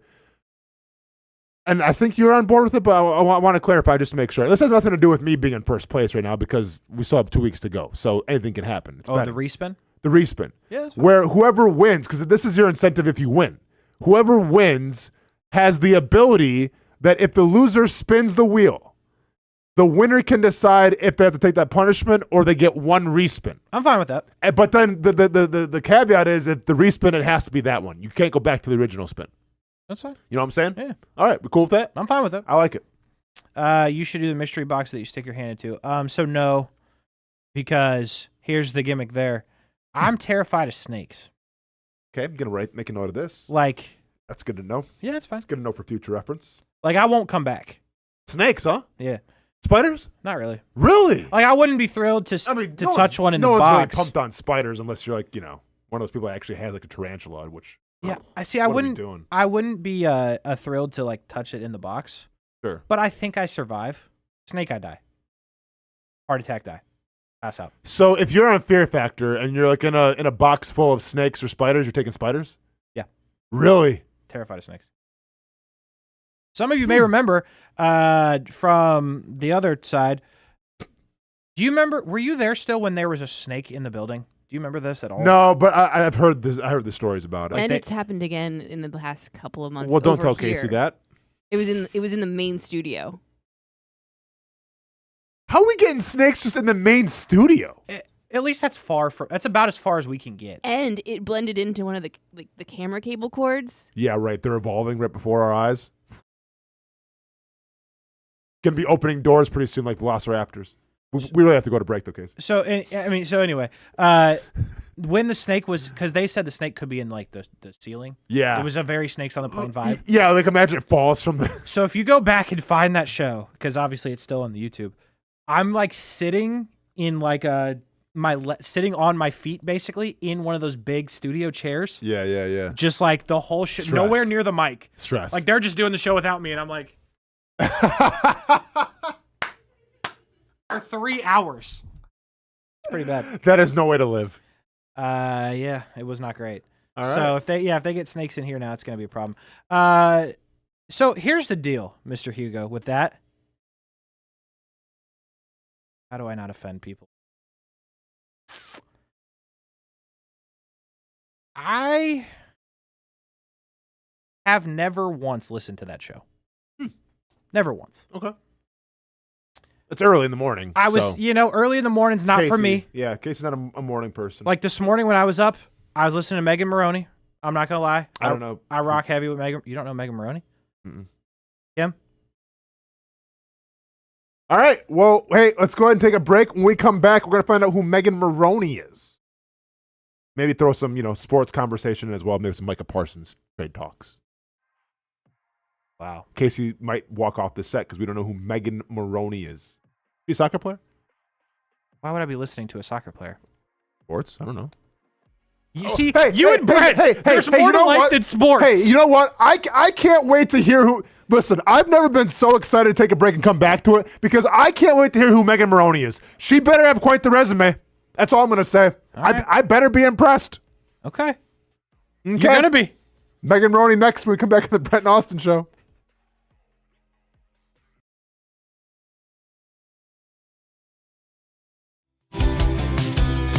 Welcome inside the Armor Guard exterior and gutter helmet showroom. There's a lot going on, like glass exteriors, replacement windows, and down there we have the retractable screens and awnings, plus hurricane protection. Let's talk more about those gutters, and to do that, we bring in Kevin. He's the owner, he's the expert. Why Gutter Helmet? Well, Gutter Helmet's truly the only maintenance-free product. It lets the trash and debris go on the ground, the water wraps around and goes inside. Unlike filters, they sit on top of the gutters, and the trash and debris build up on top of filters, which requires maintenance. With Gutter Helmet, we're going to keep you off the ladder, the most dangerous thing in your garage. With Gutter Helmet, you'll never clean your gutters again. So get off the ladder and put on the helmet, gutter helmet. Get a free estimate at gutterhelmetofnorthflorida.com. You can also call 904-762-7779 or visit the showroom on St. John's Bluff Road in Jacksonville.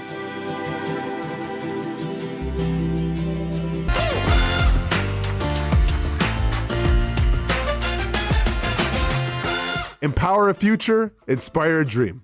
It's a bold but simple mission for the Jacksonville Police Athletic League known as Jax PAL. Help the next generation of kids in Jacksonville shape a brighter future. Their after-school programs, teenage leadership programs. There's community outreach. This has been just an awesome opportunity to be out here with my colleagues and do something good for the community. It's really been an interesting opportunity to just see everybody work together in a way that we don't normally in the office. And there's sports.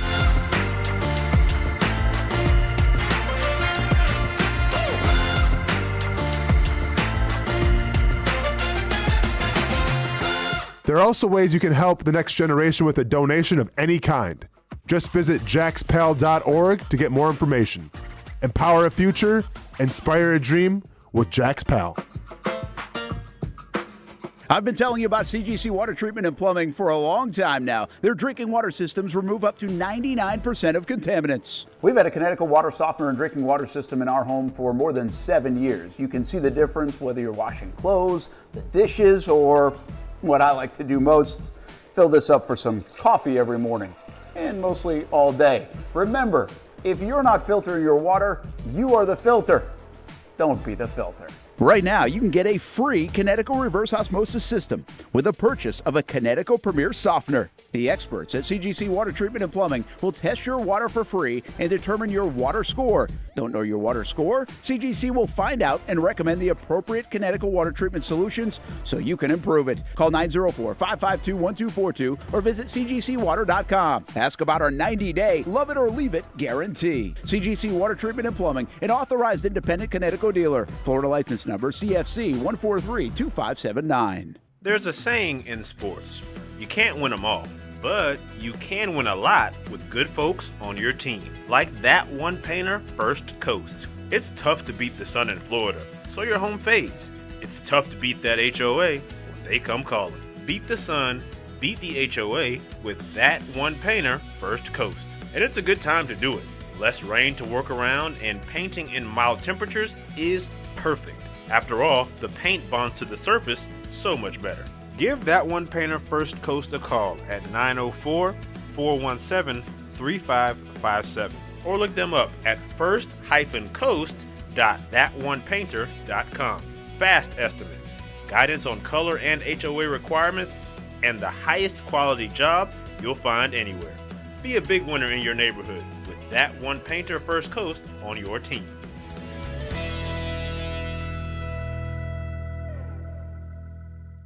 Sun's out, suits out. That's right, it's summertime in Florida, which means it's time to say goodbye to bulking season and hello to shredding season. But if you're like me, you're having a hard time sculpting and shaping those final pounds. That is until I came and saw my friends over at Ponte Vedra Vein and Aesthetics. Right now, everyone is hopping on the Evolve X train, and the only destination is finding your perfect summer body. The technology uses electrical muscle stimulation and radio frequency energy to cause your muscles to contract, all while heating up those deep layers of your skin and tissue to produce collagen and reduce fat. It's like doing 1,000 sit-ups in 30 minutes. No pain, no needles, just results, right? That's right. So leave those winter layers back at the station and come look and feel your best with the team here at Ponte Vedra Vein and Aesthetics. Visit them at one of their 2 locations, either over in Ponte Vedra or on the south side. Welcome back to the Brent and Austen Show, streaming on the Action Sports Jax 24/7 network.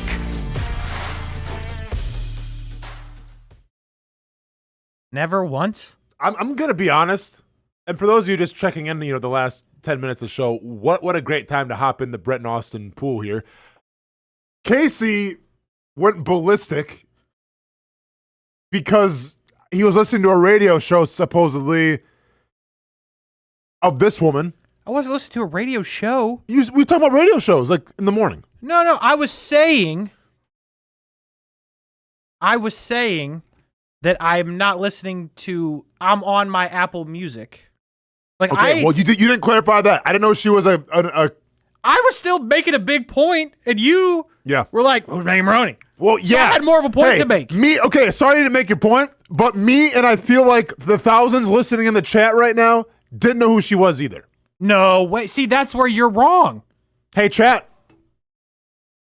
I don't ask a lot from you guys. You know, support is nice. We have fun with y'all. Who's ever listening, and I want honesty here. This is the trust system. Let me know if you heard of Megan Maroney, and we'll see what you got to say about it. Please continue. Okay.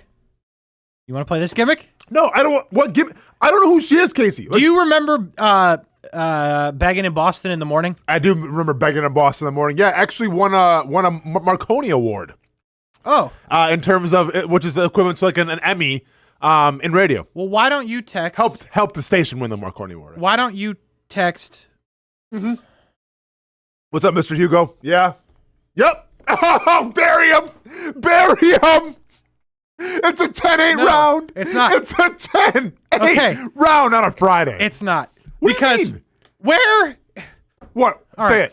it. You need to reach out to former show host Beggin, whatever her last. Oh, I remember her last name. Yeah, Beggin. It's my last name. Lane. No relation. Yes. Text her right now and say, "Do you know who Megan Maroney is?" I think she's doing her show right now. So what? Well, I think she's gonna be able to respond. Hey, I know how those shows go. Okay. I bet she has a second to get on her phone. Okay. Text her right now. Negative, saying Ryan Williams. Casey, I don't have to text her anything. I think I win the argument. Here's what really annoys me. Oh, the downfall of Kasey Kuhrts is going to be studied. The one time in the history of the world I need Brent Martineau, because Brent Martineau 1,000% knows Megan Maroney. Well, can we talk about who she is? She's a country singer. Okay. Super famous. Careful with the super part. Okay. Just say she's critically acclaimed. I hear you. Yeah. She's playing arenas. She's headlining arenas. Why do people pay in arenas? That kind of makes you like pretty. I mean, they don't let anybody do that. Is she opening or is she actually headlining? She's headlining arenas. Okay. She's opening in stadiums for Kenny Chesney. I've heard of him. Google is not asked. Okay, she Googled it. Kim Googled it, and it came right. She has a Wikipedia and everything. Why am I standing in the gap for Megan Maroney? She's super famous. What is wrong with you guys? See, this is the problem. This is the best part about this show, is that Casey woke up this morning, probably a little later than, I had to wake up, and that's fine. I was up before you. Okay. Did not expect that he would be swinging air trying to defend Megan Maroney on any kind of show today. See, here we are. This is the problem. What's the problem? It's country music. All right, now I'm going after the chat. That's the problem. Now I'm going after the chat. Here's the problem with the people that listen to this show. It's country music. That's the problem. You guys are so locked into sports. No, we're not. There's a whole world out there. Who's locked into sports? There's a whole world out there. I'm a man of the people. Go outside and talk to people. Kim can change an alternator in a car. She can talk about so many different topics. We don't know who Megan Maroney is. Well, you guys are wrong. Okay. All of us are wrong, everybody. Casey's right. Did this go the way you thought it was going to go today? No, but at least Logan Rivers, thank you. Heard of her. That's all. I mean, never listened to her, though. I don't care, but you're helping. Okay. So he's acknowledging that he knows she's a human. Okay. Without hearing her music. That's good. Casey, let's have the conversation then. Like, who is this woman? I'm about to call Coos. I'm fired up. What made her so big? Like, what can we expect from her? Is she rising? Has she plateaued? She's already there. She's already there. Where's Hamby when you need him? Okay. Was she the winner of like a CMA Best New Artist award? Yeah, she got awards. It's all on her Wikipedia. That's okay, cool. Let me go to the awards. Okay. Kim, your thoughts? Megan Maroney. Yeah, no, not a country music person. Sorry, not even close. Casey, here's your mistake. I'm fighting for my life. You're fighting for your life because you assume everybody listens to country music. And here's the thing. Here's how I got here. I was just going to take a shot. Yeah. At the other station. I thought she was a radio host. And Austen full stopped me because he wasn't sure, which is terrifying if he's full stopping me. Yeah. And we get into this, and I was just trying to take a healthy, like, I don't listen to them. They stink, haha. And then now I'm in here fighting for my life for Megan Maroney, who doesn't need my support. She's done it. with albums such as Lucky and Am I Okay? Yep. Peak chart number 38. Me and Kim can put an album out tomorrow and be in the top 30. It ain't that hard. And country music, could not. give me a break. And then she got into number 9 for peak charts of Am I Okay? Which apparently to Kasey you are. To us, we've never heard of you. But Kay, you're doing great, sweetie. What else we got? You guys aren't cultured. She's got hit singles such as Tennessee Orange. That was a huge song. I'm sure that's a Nick in the Daytime favorite. Where is Nick when I need him? It was a huge song. Got all the way up to number 30 in the US charts. I'm calling Nick on the phone. I'm calling Nick on the phone. She has bangers such as I'm Not Pretty. Okay, so this girl's kind of going through it, huh? Because we go from Tennessee Orange to I'm Not Pretty, Can't Break Up Now, Am I Okay? She was going through it. Listen to this catalog listing of Megan Maroney songs. Kim, you ready for this? Is Tennessee Orange about Nick? Might be. Maybe Nick broke her heart now. Kim, listen to this resume. Technically, the thought is it's about Morgan Wallen, but we move. I'm dead serious. Kim, listen to this. I'm Not Pretty, Can't Break Up Now, Am I Okay? You Had to Be There 6 months later. Hey, Kasey, you okay? I'm great. Because you listen. Are you okay? Listen, we good? Yeah. Everything okay? Great. I'm Not Pretty, Can't Break Up Now. Am I okay? Question mark. You Had to Be There 6 months later. I listened to all 5 of those songs this morning. And then we go to her singles. Okay. Never Left Me. I did not listen to that. No Caller ID. I did listen to that. What Are You Listening To? I did listen to that. I Love Me. I did listen. Fix You Too. I did not, but familiar. Hair Salon. Love it. 28th of June. Also listen to that one. Kasey, I'm going to ask you again. You okay? I'm great. Listen to Hair Salon. And here's the thing. You really and No Caller ID and Never Left Me. I think you really know who yourself as a person when you're able to listen to sad songs but still feel like. Oh, dude, I'll blast Radiohead all day. Yeah, I got you. You're not there. I'm not on Megan Maroney.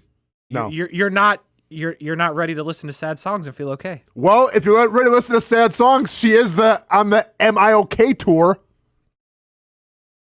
There's a gimmick. Touring the U.S. right now. There's a gimmick. You have to find. You find out. So if she's okay or not. So girl got her heart broken, huh? Really? Rough go of it from. Like. Oh, is it Morgan Wallen had something to do with it? Yeah. Okay. Anybody else that? I mean, there's allegedly. There's some other allegedlys in there. Allegedlys. Okay. She had a good run. Generational, some would say. You gotta relax with the generational. In terms of alleged. Do you want me to put out a top 30 hit right now? Do you want me to put? I'll put it out. I'm saying of alleged country music dating history. Gotcha. Okay. Is what I'm saying. Okay. Well, Micah Parsons got bumped. Unfortunately for Megan Maroney. But hey, we got Tennessee Orange, suck Tennessee sucks, go Gators. There you go. Yeah. And by the way, here's the one thing about it. She's not even from Tennessee. She's from Georgia. She's from Savannah, Georgia. So why is she singing songs about Tennessee? Because Morgan Wallen's from Tennessee. He's a Tennessee fan. Listen to the song. Wow. So is she like talking smack about the Tennessee Vols and Georgia? Because now I'm back in. No, it's a song about how she was like with Morgan Wallen and she was rooting for Tennessee. Okay, because if this was like some sort of like Kendrick Lamar diss about Georgia football beating Tennessee football, now I'm on board. It's not. Well, then I'm back off. So here's the thing. Hey, we got a special guest here. Talk to cultured people. Is it Nick? Is it somebody that's going to be on my side? Well, we have a minute left of the show, guys. I'm trying to keep us on the road as much as possible. Is it Brent? Is it somebody that's going to help me? It might be the FCC shutting us down. Hold on, Morgan. NF fan. Okay. And it's a lot of. You know NF? Well. The artist NF. Yeah, it's not country though. It's like No, it's not country. Doesn't he wears something? Like he's got like a unique look. He does something with his style. Does he wear like something like a mask or something? He's not Marshmello. I know who he is. Hamby, we have a minute. What do you got? Hamby, are you on my side? What? The time's over. Yes, I've definitely heard of Megan Maroney before. And thoughts? Probably couldn't name you a song. Get him off! Get him off! Very popular. Okay. Very popular. I mean, In the country music world, sure. But what is okay? Hamby, did your dad hear when I said he needs to do better with you? Is that why you're here? Say that one more time.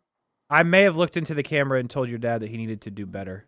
Look, the fact that I'm getting texts from my father saying that we did it. You know, Kasey is reaching out to. I mean, I wouldn't call it reaching out. It was more of ordering, but we did it. Let me see. Let me go back to the text. I mean, I can't stress this enough. The show's got to be. Yes, it's past. It's 10:50 or 12:56. Go ahead, Hamby. What do you got? We're fine. Okay. Yeah, it was. You're pretty much getting crapped on the show, and Kasey is calling for me to reach out to you. Yeah. So that's awesome. I would love. Look, this is on me because I did not let Kim know about the graphic. Damn right. However, I would love if Kim with 4 minutes to go can go into national source. Yeah. See, I mean, look, and Kim, if you can, what time approximately did this make its way into the system? Don't answer that. Does it have a timestamp on it? Don't answer that question, This Kim. could definitely be an email instead of me getting in trouble for running the show too long. But let's keep going. That's fine. We're fine. We got to do another commercial break. Have you not seen him run them at 102? That's yeah. This is a Brent Martineau led production. We are fine. Okay. We're all crisp. right. Well, he left the vehicle to me, and I'm just trying to get us home. I got it. We'll tell him I said the F word, and then it'll be on me. Okay, Sarah, fair enough. Well, Hamby, I guess what you're looking for here is an I'm sorry from me. No, because you weren't getting it. What I am looking for is some respect on M. Zoo's name. He's coming forward all this weekend in the UFC. Hey, Hamby, if you're gonna bet on the UFC, can you at least go the main card and not like the prelims that are taking place at 6 a.m. in the morning that you won't even be watching? Giovanni will be there, which means I'll be there in spirit. I'll be locked in. Fighting spirit. So you know what? That's probably have a couple dollars worth of a sprinkle for me. Mm-hmm. I mean, it's better than just shipping it off to be burned in the NFL preseason. Yeah. You've been bad at that. But you do love the odd even score bug thing. Yeah, Hamby, can we ask, I mean, now we're going to go way over, but I have to know this. Why do you bet the odd and even? Because let's be honest, man, there's no skill behind that. You're just like, it's a 50-50 bet. How do you feel good about that? I mean, you're just looking for a little added value here and there. And, I mean, I'm 1 for 2 on it. I'm not 0 for, as I believe. I thought you were 0 for. Oh, I'm 1 for 2. Oh, I'm sorry. Are you 50%? Because that makes sense. That's on me. Yeah, 50% is better than all of our bets. Like, I mean, even Austin, you're up $80, but you're still not hitting 50% of your bets. Oh, I'm hitting. So if I got something that's 50%, then I might as well throw it in there. By the way, Iowa State, the returner and quarterback. That's all. He has been listening. But their best 2 weapons are playing on the Houston Texans now on the outside. Both receivers that just got drafted. So week 1, your best 2 weapons just got to the NFL. Give me the returning weapons and Avery Johnson, Kansas State. No. Cover. Stadium Pulse can be found every day on that. Go ahead, Kasey. No, we can go. No, go ahead. No, we can go. I'm not talking sports out of solid. I'm not talking sports the rest of the time I ever come on. All right. Hamby, thanks for stopping by, man. I feel like you could have stopped by to the show, but it's all good, man. That's a good point. Doing it from his couch. Where you been, We'll see you next week, dude. Best of luck to you in your bets. Hope you don't be giving out too much blood. We got to head out for Brent Martineau down south, for Kim Possible pushing all the right buttons, for Kasey Kuhrts, for Megan Maroney, who no one's ever heard of before. I'm Austen Lane. Stay casual. Go outside. Have a great day. Stay safe. We'll see y'all next week. Peace. When it's time to get a new car for anyone in your family, just remember, nobody but Nimnick, the #1 Buick GMC dealer in Jacksonville. Get the latest price breaks on 2023 and 2024 models or the newest 2025 vehicles in the showroom on Phillips Highway or shop online at NimnickBuickGMC.com 24 hours a day. GMC Sierras, Yukons, and the redesigned Acadias, or get the all-new redesigned line with Buicks. It's nobody but Nimnick, and part of the reason why is this is a first-class buying experience here at Nimnick Buick GMC. You're not just a customer, you're a friend. This is about getting a vehicle that best fits you and getting you on the road, and also helping you and your family down the road. Nimnick has a treating you right guarantee, courtesy, respect, fairness, and most Buicks, GMCs, and Jacksonville's only Car Bravo dealer, nobody but Nimnick. Who has put in the most years and stands behind a better experience? Nobody but Nimnicht. GMC, we are professional grade. Putting your needs first. It's the backbone of how First Florida Credit Union does business.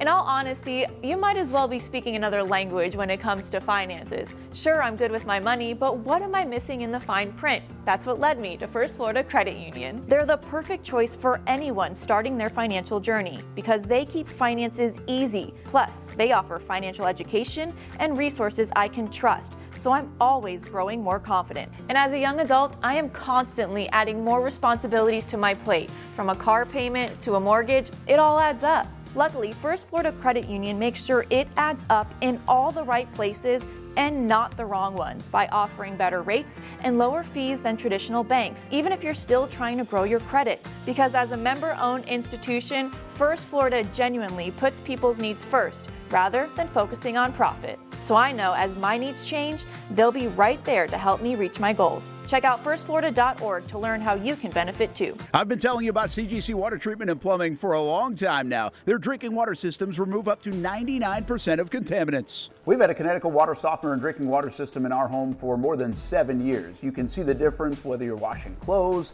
the dishes, or what I like to do most, fill this up for some coffee every morning and mostly all day. Remember, if you're not filtering your water, you are the filter. Don't be the filter. Right now, you can get a free Connecticut reverse osmosis system with a purchase of a Connecticut Premier Softener. The experts at CGC Water Treatment and Plumbing will test your water for free and determine your water score. Don't know your water score? CGC will find out and recommend the appropriate Connecticut water treatment solutions so you can improve it. Call 904-552-1242 or visit cgcwater.com. Ask about our 90-day love it or leave it guarantee. CGC Water Treatment and Plumbing, an authorized independent Connecticut dealer. Florida license number CFC 1432579. Hi, I'm Greg Mackey from Cycles of Jacksonville. Whether you're looking for a side-by-side, ATV, motorcycle, or scooter, Honda has what you need. The Honda Talon. Ultimate performance meets family-friendly fun. Prices starting at $363 a month. Or the sporty Honda CBR 650 starting at an affordable $204 a month. Stop by and choose your adventure from a full line of Honda products. Only at Cycles of Jacksonville on Atlantic Boulevard. Family owned and operated since 1983. Hello, I'm Kenny Lay of Kenny Lay & Associates. Since 2003, our firm has fought exclusively for the rights of men in family law. Divorce, modification of child support, alimony, custody, and more, all for men. A father is vitally important to a child's life, and being a man is not a reason to pay more in child support or alimony. I'm a single father. I get it. If you have a divorce or other family law issue, contact Kenny Lay & Associates at divorcemenonly.com. High school football is right around the corner, and here at Action Sports Jacks 24/7, we're bringing in a new wave of high school football coverage, introducing the Blitz Breakdown and the Friday night game of the week. Start your week off right with the Blitz Breakdown on Monday nights, giving you live analysis, interviews, picks, rankings, and more, making it a one-stop shop for high school football in the 904. And don't think we're stopping there, because on Friday nights when the lights get bright, Action Sports Jacks 24/7 will be there with a live game of the week, bringing you some of the best in-county rivalries in the area. Play as hard as you can play, do your job, and stay together. Okay, the rest will take care of itself. Action Sports Jacks 24/7, your home for high school football.